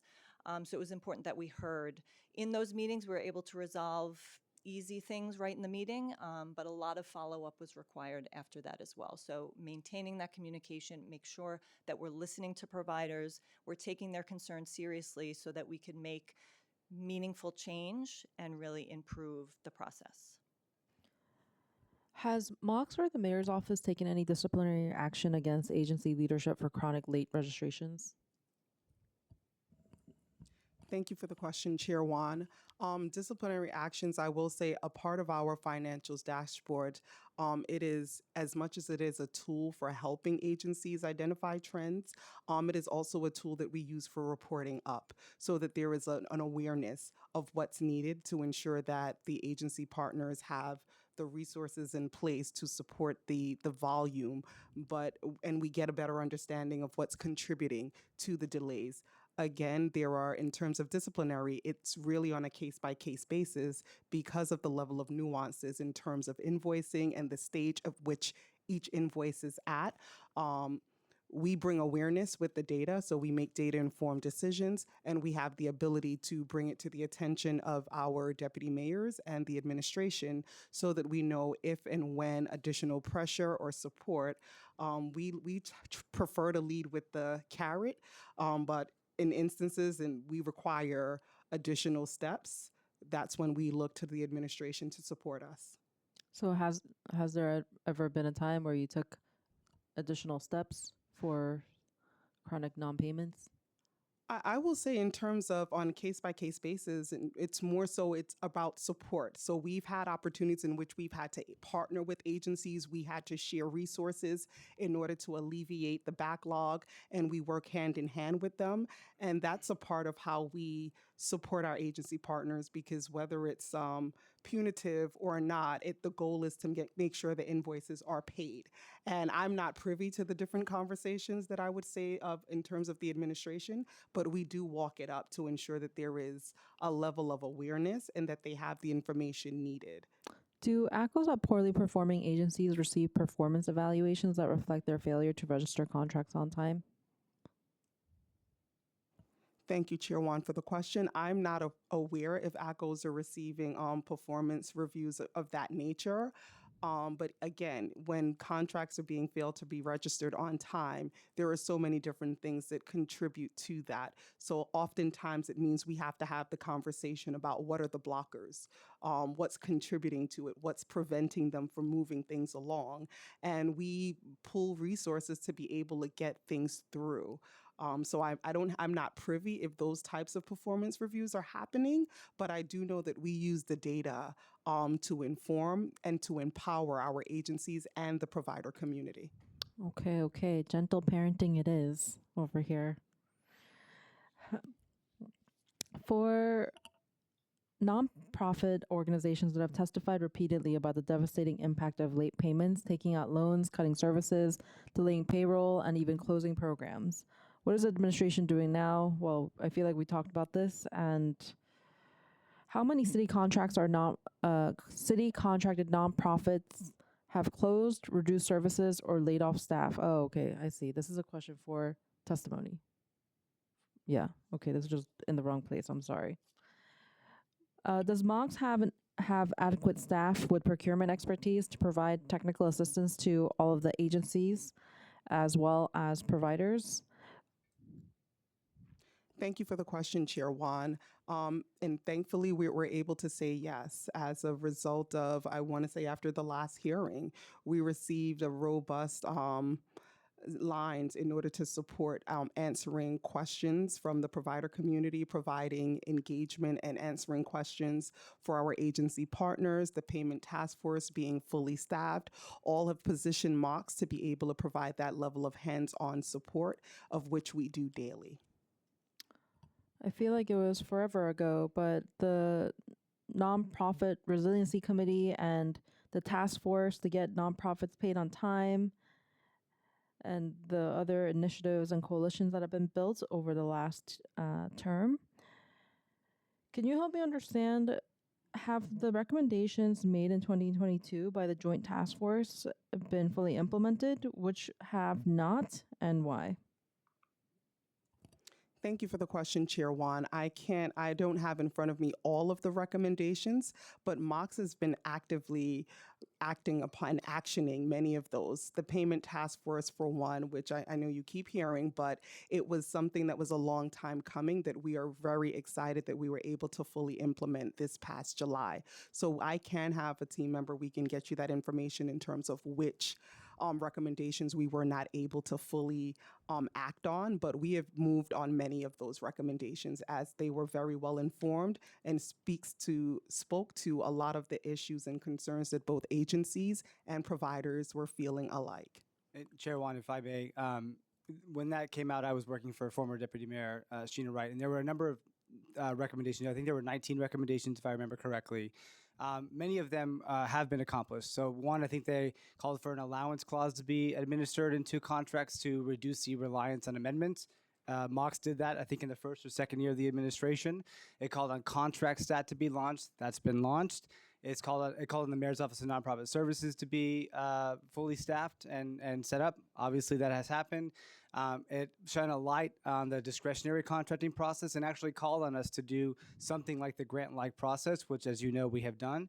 It also called on us to do a Lean Six Sigma process end-to-end to understand where the bottlenecks are in the contracting process, which we did earlier in this administration, and we're able to, from that, start the Nonprofit Steering Committee. The Nonprofit Resiliency Committee, which was in many ways the prerequisite to the office that I run now and the de Blasio administration.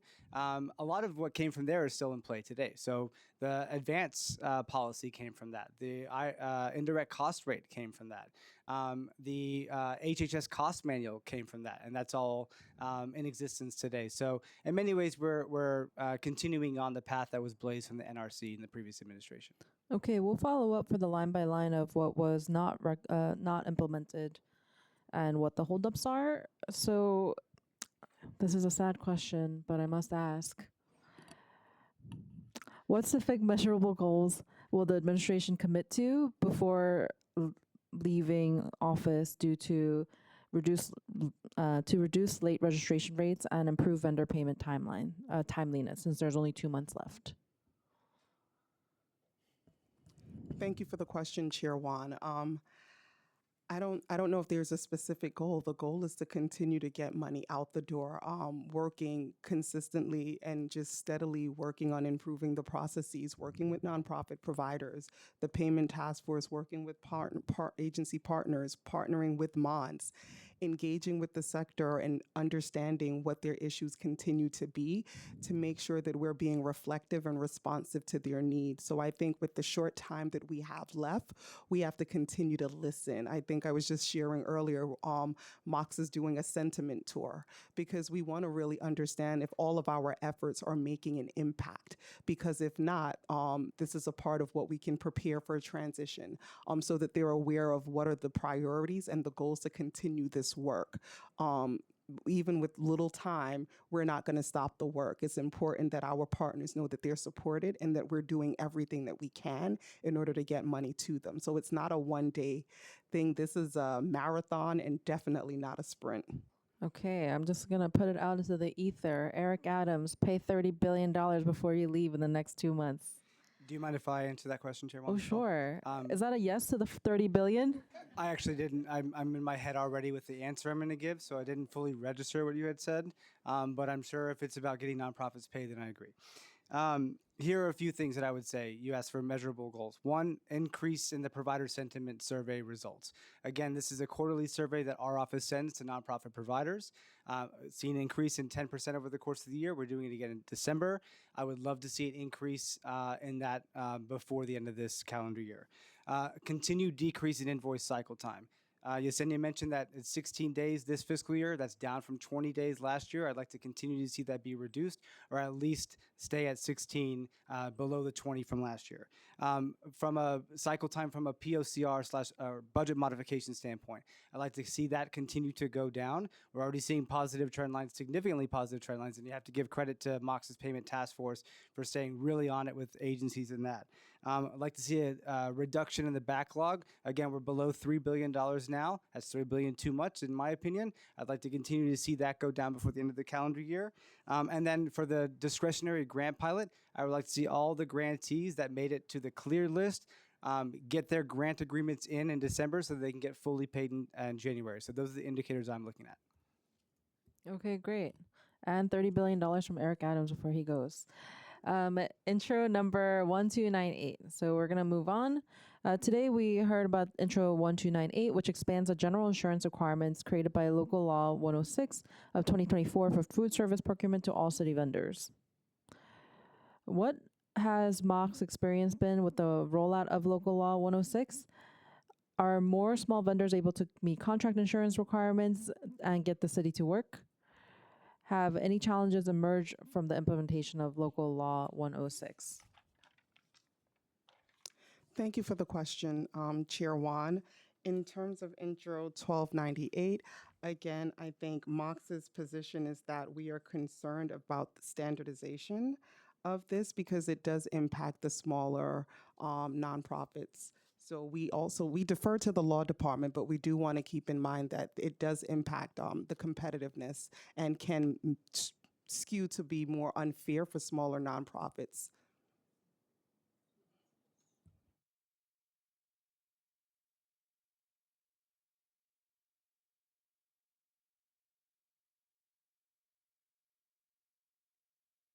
Okay. So the current existing law would expand it to all city agencies? Okay. Yeah, because what we hear a lot is how a lot of small vendors actually are the ones who can't compete because they don't have the premium to pay for all of these different insurances, which agencies all have in order to serve the same food. So that's what we're trying to resolve. Thank you for the clarification, Chair Wan. A part of that is also being mindful that all of the varying contracts all have a difference in scope. So it's not as simple to have one unified process. While we want to support smaller MWBEs and nonprofits to remain competitive, we also know that each of these contracts have different requirements across multiple agencies, but even within specific agencies. The varying scope of those contracts will require different variants in terms of insurance. But again, I am not a legal expert, despite what I may feel. So we defer to the law department on this. Okay, we'll just take the discussion for 1298 offline with our legal expert to discuss, because it's clear that there's a clear problem, because we hear it from the vendors as well as nonprofit service providers who are getting treated, who are being served horrible food from large vendors who can afford to compete. And those who are mom and pop restaurants in the districts who want to compete can't afford all these insurance premiums for all of these agencies. We're going to move on to 1392.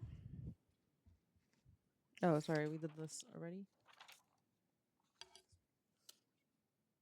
Okay, we're going to talk about 1401. I had last seen you all at the joint hearing between contracts and parks because of concerns that have been raised by the public on conflict of interests that have been overlooked in city contracts by the Parks Department. So going off of that, we have a bill from Councilmember Yusuf Salam. How might labor and human rights disclosures allowed by this bill affect agency contracting awards in a negative way? I'm sorry, Chair Wan, can you repeat the question? Okay, I'm going to skip that question because my general counsel wants me to ask the next question. What experience does Mox have with voluntary disclosures from bidders? And have bidders submitted information on, for instance, the environmental impacts of their supply chains, labor practices, or other social responsibility factors? Thank you for the question, Chair One. So in terms of the voluntary disclosures, again, it's voluntary. What we have experienced is that in terms of the competitive nature among smaller vendors, it can lead to confusion and unfair competition. And so in terms of the disclosures, we want to ensure that we maintain an open, competitive process and not introduce things that may hinder the smaller entities from engaging with contracting with the City of New York. What resources would Mox need to implement and oversee voluntary disclosure program? And what I'm trying to understand is right now we already have basically a self-reporting system. So continuing to add to self-reporting, I guess, I'm sorry, Councilmember Salam, is not effective. But we have to address the problem here, which is that vendors who are in jail for federal indictments, vendors who've had labor wage issues that are publicly reported, corruption, bribery, fraud, these people have been getting across in multiple agencies, and that's what the council is responding to. So can you help us, your ideas on how we're going to resolve for this? Because self-reporting is not working. Thank you, Chair Wan, for the question. So while we do rely on self-reporting and we acknowledge that there are ongoing issues, this is work that we continue to actively address. We have the vendor integrity unit at Mox. Our risk team are always steadily combing the internet looking for information, but we rely on the self-disclosure because it is the due diligence of those that are seeking to do business with the city to inform us. But even beyond that, Mox also actively researches and looks into it, but keep in mind the sheer volume of vendors of which we contract with. That is a very extensive process, and a part of it is that we have to rely on vendors being honest. Okay, but they're not honest. So once they're found to not be honest, how do we stop them from continuing to get city contracts? We do have access. Thank you for the question, Chair Wan. So we do have disclosures in the system. There are flags that we can put in Passport that all of our agency chief contracting officers have access to. They rely upon that. They look at what is self-disclosed. They look at the flags that the MOX team might identify. There are also ways all of the contracting agencies also have their own process of which to verify, validate, and review. And we share and leverage that information, and we ensure that that is accessible in Passport so that various contracting agencies can review said information before making an award. But we acknowledge that it's not a perfect system, and we are continually to work on that, and we welcome additional dialogue and conversations to figure out how to ensure that we have better guardrails in place. Yeah, for one, I think we should not allow vendors who are debarred from the state to be vending with the city or being contract with the city.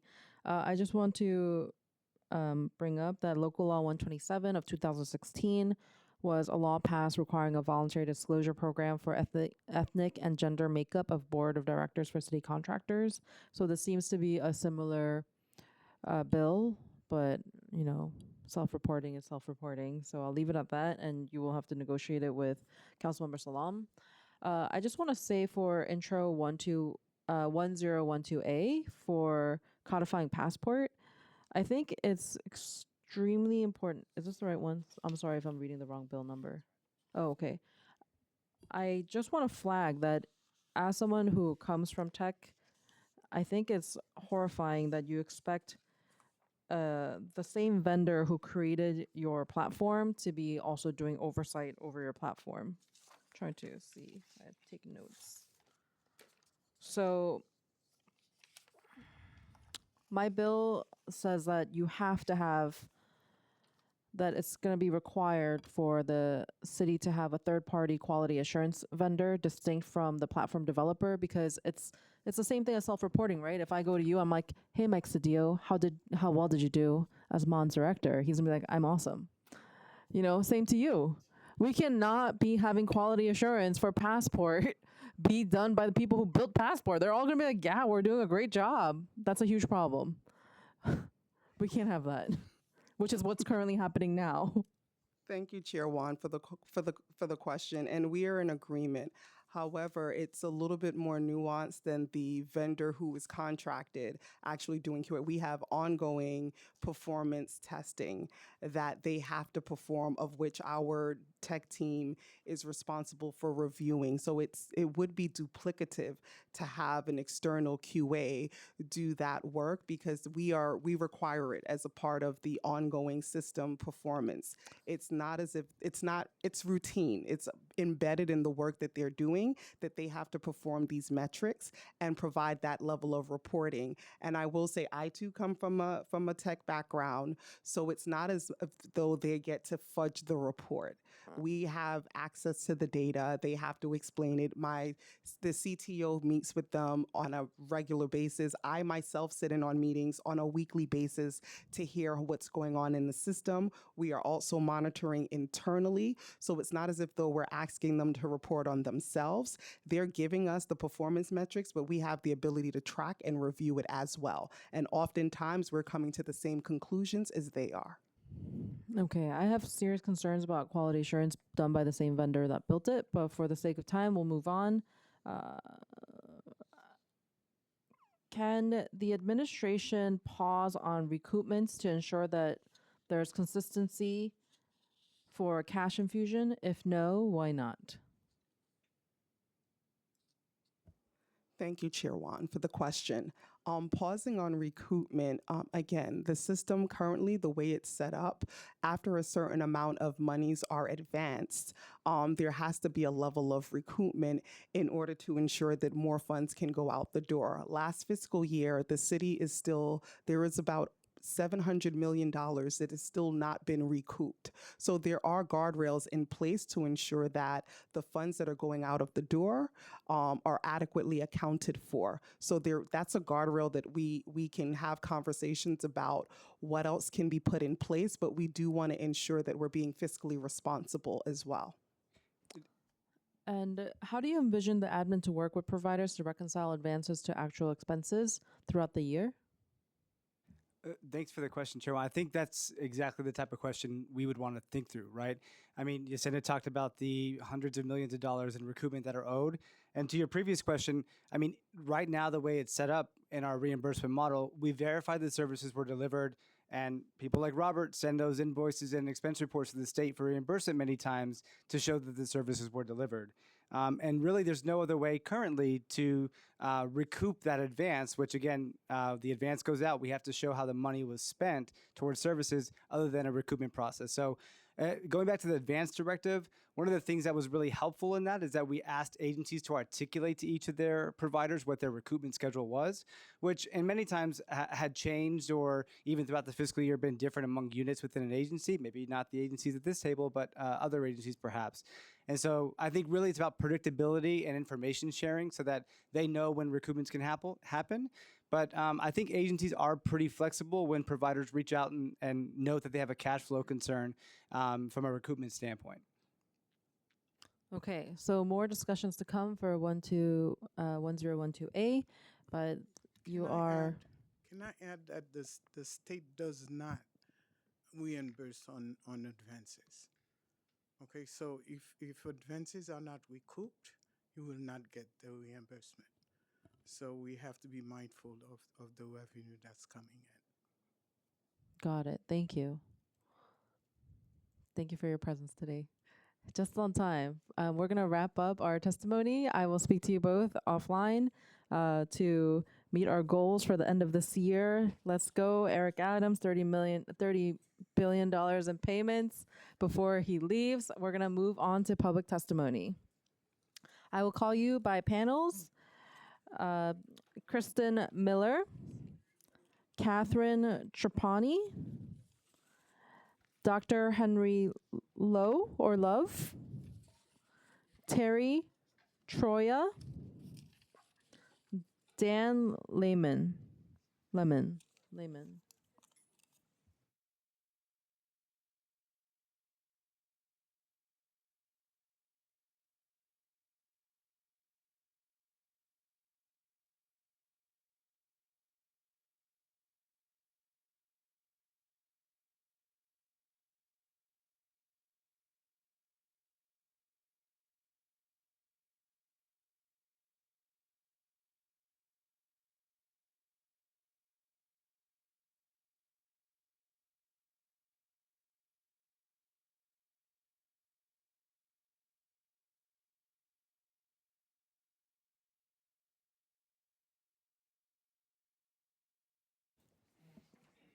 Okay, we can start from this side.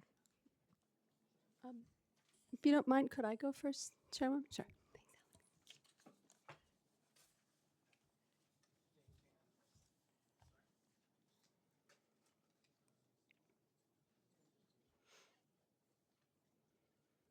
Okay, great. Good afternoon. My name is Kristen Miller, and I'm the Executive Director of Homeless Services United. HSU is a coalition representing over 55 mission-driven homeless service providers in New York City. We are grateful for this incredible attention to our members' payment issues, and thank you for the work of this committee and the speaker on this important matter. We appreciate the recent temporary cash flow our organizations have received with DHS's FY26 advances that you've been hearing about. Overall, our members say things are somewhat better. However, providers still have months of catch-up in pending budget actions, updates, and invoice approvals that are prohibiting them from being reimbursed for the services they have already performed. To illustrate this point, HSU sampled its DHS contracted members to assess the outstanding budget actions.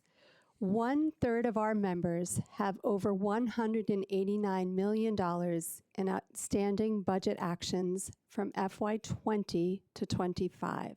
So these are the past fiscal years that they've not been able to close out and therefore can't invoice against, they cannot get paid for. As we mentioned here today, we've heard some providers have stopped bidding on new DHS contracts because of the risk of doing further business with the city is simply too high. This comes at a time when the demand for shelter in New York City doubled in just 2 years, and vulnerability to homelessness is increasing due to federal cuts. The lack of normalcy when it comes to payments puts organizations at risk. It makes it difficult to pay staff, vendors, and run programs for our clients. As we've been talking about, they've been forced to take out lines of credit and pay interest. The non-profits typically make requests to add money to their total contract amount due to new expenses they must incur throughout a contract year to operate their programs or shelters. Only after these requests move through multiple approvals from the city can they provide an invoice for payment.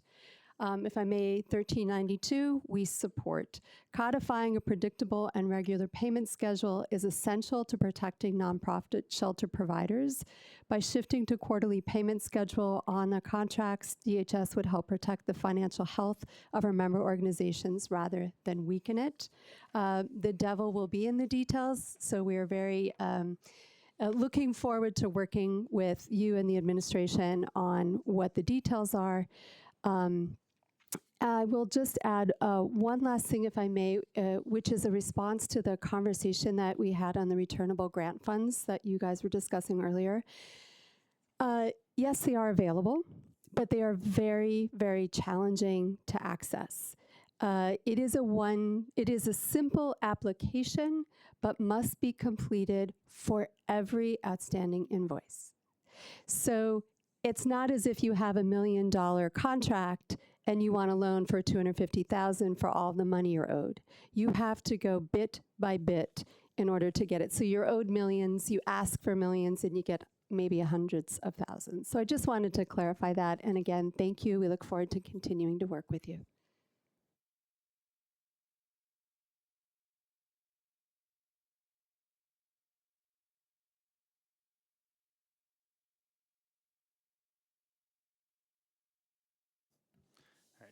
Good afternoon. I am Dan Lehman, President and CEO of Help USA. Thank you, Chair Wan and members of the Contract Committee for the opportunity to testify today. For 40 years, Help USA has provided transitional shelter and other services to fight homelessness and housing insecurity, including homelessness prevention, supportive housing, programs for survivors of domestic and intimate partner violence, and through its affiliate, Help Development Corporation, builds and operates permanent affordable housing. Help USA contracts with the City Departments of Homeless Services, Health and Mental Hygiene, Housing Preservation and Development, the City Human Resources Administration, and the Mayor's Office of Criminal Justice, serving over 30,000 people each year across New York City and other jurisdictions. We appreciate the prompt advances received for our contracts with DHS for fiscal 26. However, we still have many contract budgets that are out of date with respect to key items like mandated salary adjustments, insurance, utilities, and other occupancy costs, and maintenance and repair, which prevents us from being fully reimbursed in a timely manner for costs incurred to provide the services we are contracted for. This places even large organizations like HELP under financial distress, impacting our ability to pay required staff wage adjustments and critical suppliers on a timely basis, even as we expand to meet ever-growing demand for contracted shelter services in New York City. We are forced to spend hundreds of thousands of dollars on interest for working capital line of credit loans to bridge these cash flow delays, a cost that is not reimbursable under city contracts and drains our resources further. A quarterly payment schedule, as proposed under Intro 1392, on shelter contracts is essential to protecting the financial health of the nonprofit organizations the city depends on for mandated services. This change will establish a critical buffer for delays in reimbursement that regularly result in prolonged contract budget negotiations and modification actions. That said, the success of the proposed pilot program depends on the procedural details to be established by DHS, the Mayor's Office of Contract Services, the Office of Management and Budget, and perhaps even the City Controller.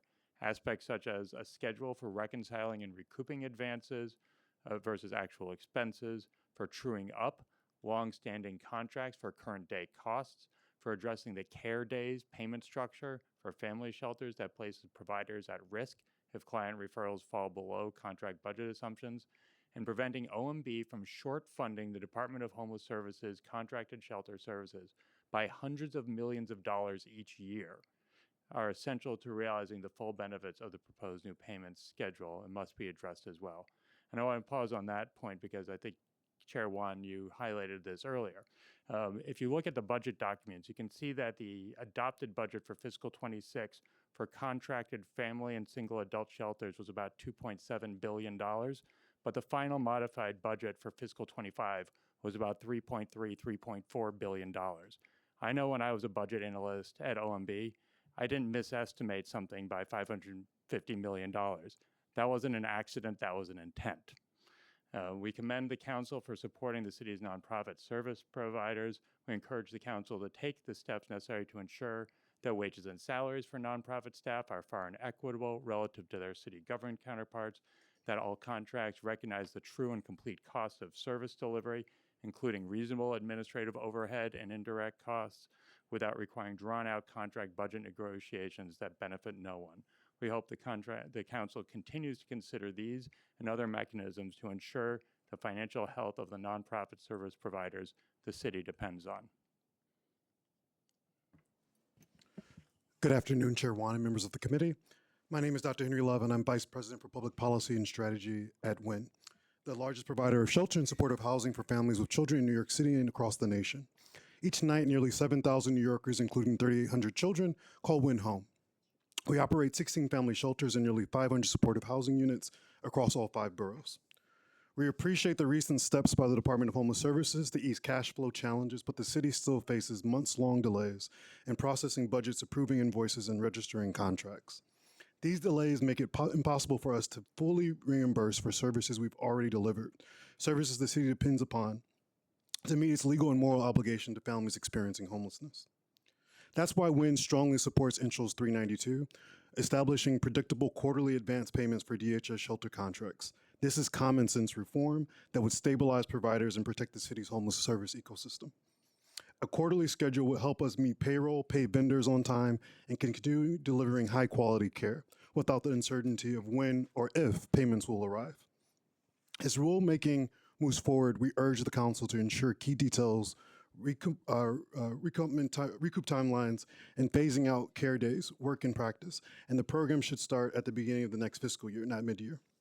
Finally, we urge you to advance Intros 514, which would also require the city to pay interest on late payments. Agencies should bear the financial consequences of delays, just as providers are held accountable for ours.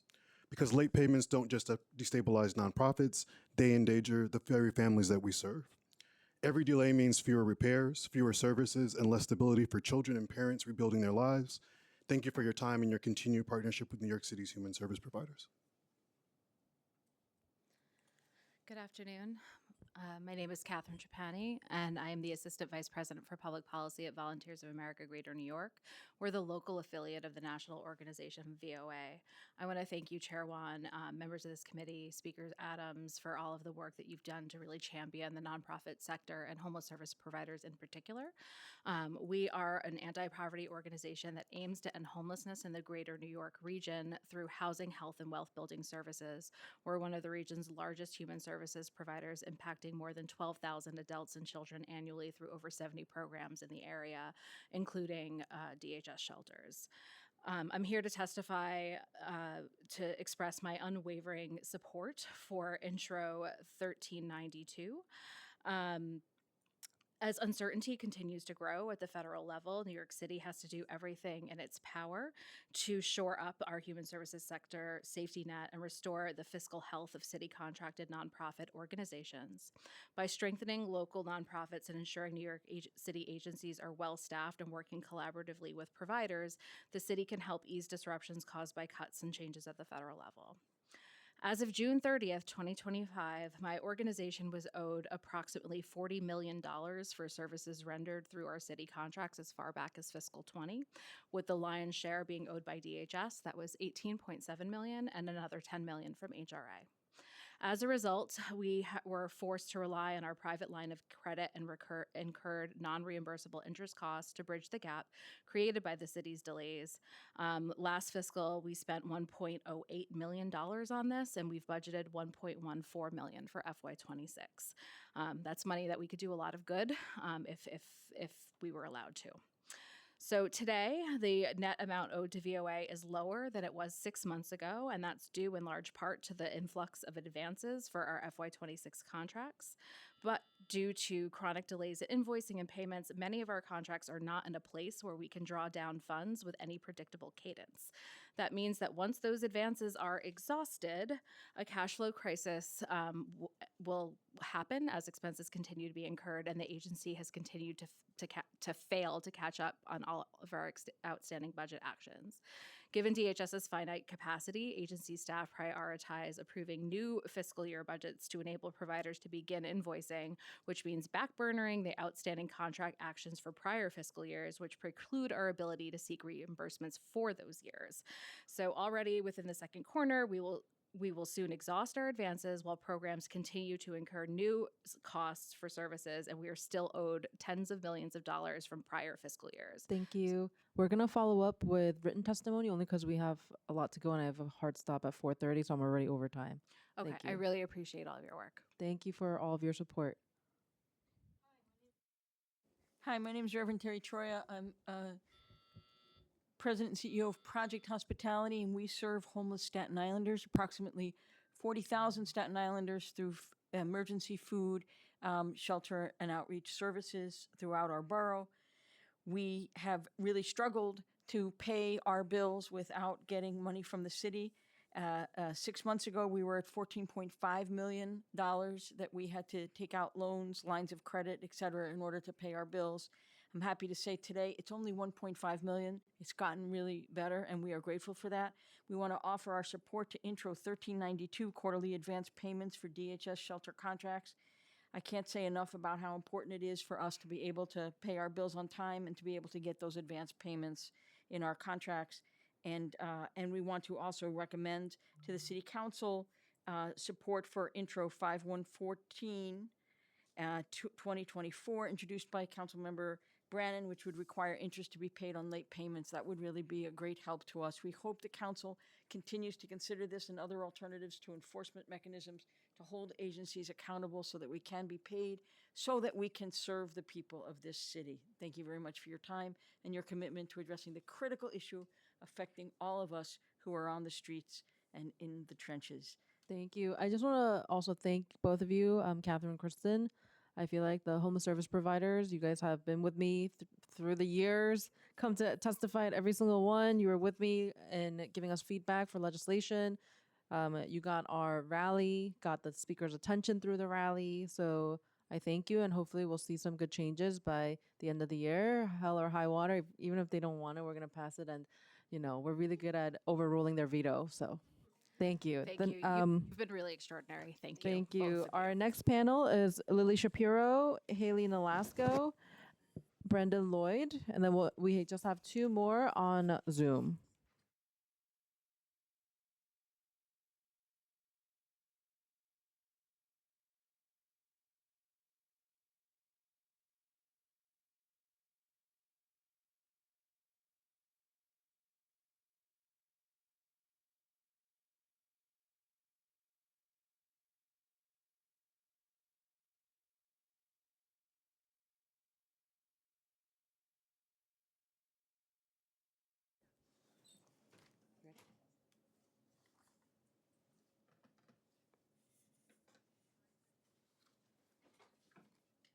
Yes. Could you start? There we go. Thank you. Good afternoon. My name is Brandon Lloyd, and I'm the Director of Government Affairs at the Urban Resource Institute, URI. URI is the largest provider of domestic violence shelter services in the country and a leading provider of temporary housing for unhoused families. On any given night, nearly 4,000 individuals, which is nearly 60% of whom are children, find safety in one of URI's 25 shelter locations across New York City. URI is also working to bring supportive and deeply affordable permanent housing development for survivors of domestic violence in Harlem, with a focus on single survivors without children. In addition to residential services, URI is committed to ending cycles of violence and homelessness by providing trauma-informed and client-centered support to families in our care. URI helps families achieve economic wellness. We work with youth and in communities to interrupt cycles of violence, and we are committed to engaging people who have caused harm in the solutions to end violence. URI is very grateful to Speaker Adams and the New York City Council for its partnership with the nonprofit sector and its commitment to working with us to address long-term contract and procurement delays that have bedeviled the sector for years. The Council has ushered in some of the most significant reforms the sector has seen in decades. With the 2026 advance payments for the New York City Department of Social Services have helped address some of our cash flow issues, URI still owed millions in outstanding payments from the City of New York on contracts dating back to 2023. Particularly during unpredictable times like these, the unpredictable nature of the city contracting and the procurement delay process puts our agency at great risk. We need wholesale reform of the process that institutes lasting change. We need to be paid on time.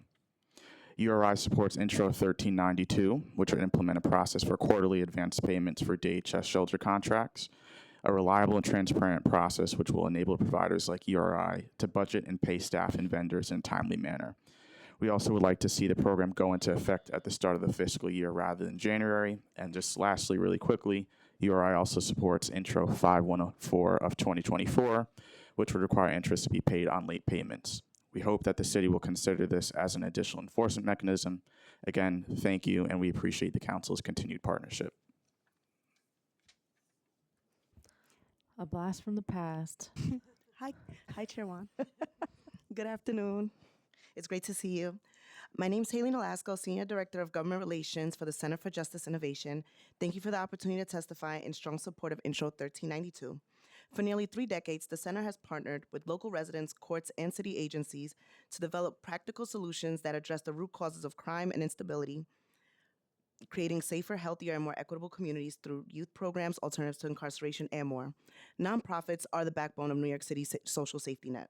Every day, thousands of organizations like ours provide essential services from housing and food assistance to healthcare, education, and violence prevention. Collectively, we generate tens of billions in economic activity and employ hundreds of thousands of New Yorkers, most of whom are women and people of color. These organizations are not only service providers, but also community anchors and engines of economic mobility. Yet, despite this vital role, too many nonprofits are forced to operate on unstable financial footing due to the city's contracting process and delays in payments. As a result, organizations take on debt, cut essential programs, delay payroll, or even lay off staff, undermining their ability to meet community needs. At the center, we've actually seen these impacts firsthand.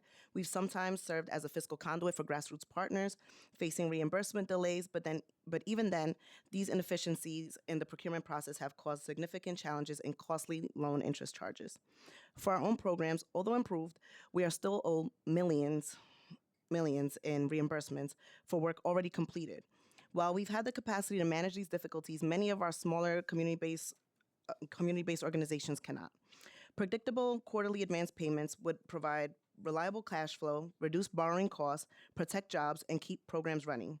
Intro 1392 would not only stabilize nonprofit finances, it would strengthen the city's social safety net, as many of the programs funded by these agencies, MOCJ and DHS, and the piloting of others, provide essential services to our most vulnerable New Yorkers. When nonprofits can rely on timely advanced funding, they can focus on delivering the services that keep our communities stable and safe. We appreciate Speaker Adams, Chair Wan, and the City Council for recognizing the need for systemic reform. Thank you. All of my favorite people on this panel, the last two panels.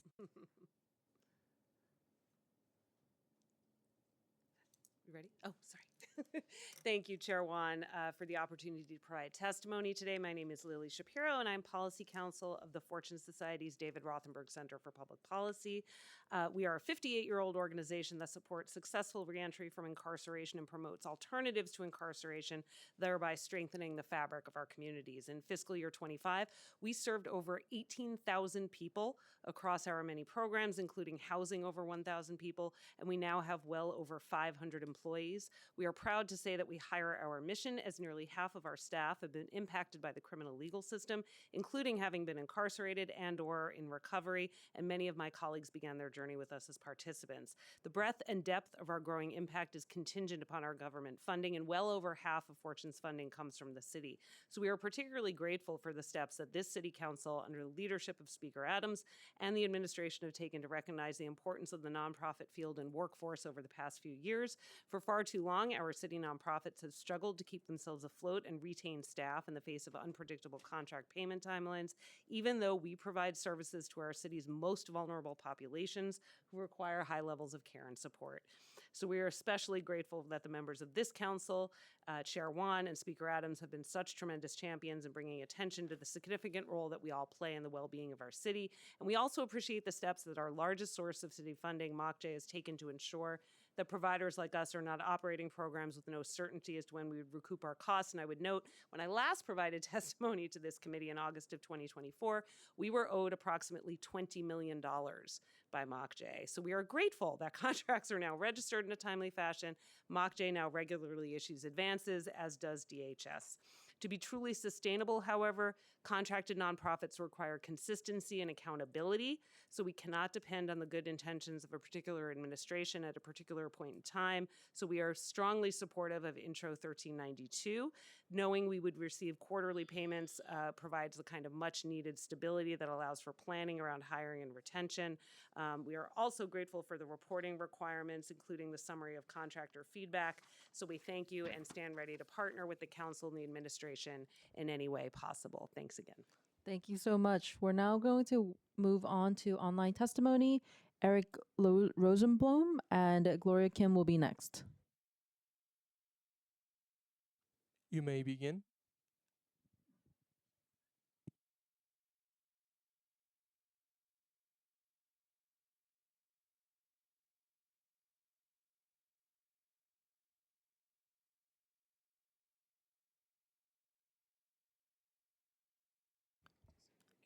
Are you able to come off mute? If not, Alex Yablon, can you please help him unmute?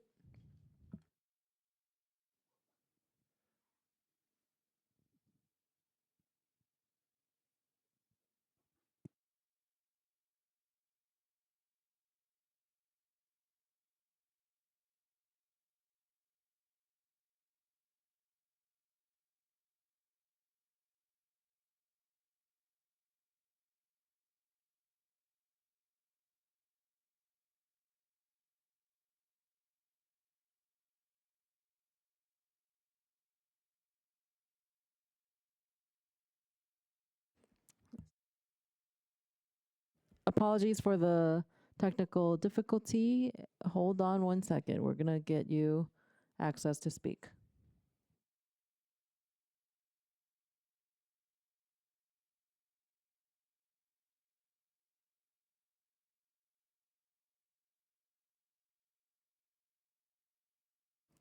Sergeant at Arms, would you be able to unmute the two speakers?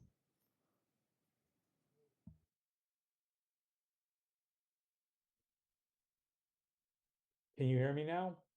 Yes, thank you. All right, thank you. I'm Eric Rosenbaum. I'm the CEO of Project Renewal, one of the city's largest and most respected human services nonprofits. Thank you to Speaker Adams and to Contracts Chair Juan for your advocacy on our behalf. This session's been amazing to listen to. We shelter about 5% of all single adults in the city's shelter system each night in 7 shelters, and it's about to be 10 shelters. Many of our clients also suffer from mental illness or substance use disorders. We also house over 1,200 individuals and families in transitional and permanent supported housing. We're a federally funded healthcare provider delivering primary care, psychiatry, substance use treatment, and dental care. And we have award-winning employment programs that bring our clients into living wage careers. We strongly support Intro 1392 for quarterly advance payments. And I want to share our numbers, which I think really make the point why. As of June 30th, the end of the fiscal year, Project Renewal was owed about $23.6 million by the Department of Homeless Services alone. And that was offset by $6.7 million of advances and loans, of which $1.3 million came from the Returnable Grant Fund. This meant that at the end of the fiscal year, we were essentially loaning the city $16.9 million, and almost $4 million of that has been owed to us for over 4 years. Now, the current fiscal year got off to a fantastically better start. All of our FY26 budgets were approved in a timely way, and all of our and they reflect the actual approved amounts, including the new IC indirect cost rate. We got about $25 million of advances, which is fantastic and amazing. Your But time has expired. Thank you. But we're now in the dilemma of. Thank you. Okay. Yeah, we'll follow up from your writing only because I was supposed to be out of this room by 4:30 and we're over time. Okay. We're gonna move on to our HSC fellow Korean, Gloria Kim. You may begin. Thank you so much, Councilmember One and members of the committee. My name is Gloria Kim. I'm the Director of Policy Research and Impact at the Human Services Council.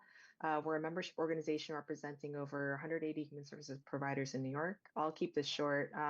We really thank the Council for passing Intro 1247 at the last contracts hearing with the advance payment of 50%, but this bill excludes specific contracts by DHS and Nycc. So it's crucial that Intro 1392 is passed to provide quarterly advances for those contracts so that steps are taken to mitigate the persistent procurement delays and massive cash flow challenges that providers are experiencing.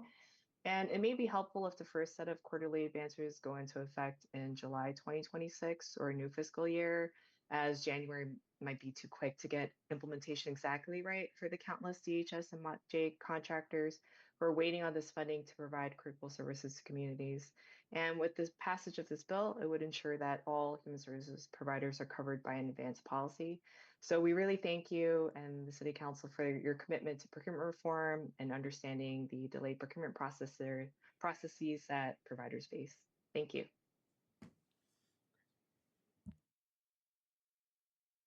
Thank you so much for coming and for Mox and Mons for both staying exemplary leadership. We don't have this often in any of our committees. So thank you so much. And this committee is now hereby adjourned.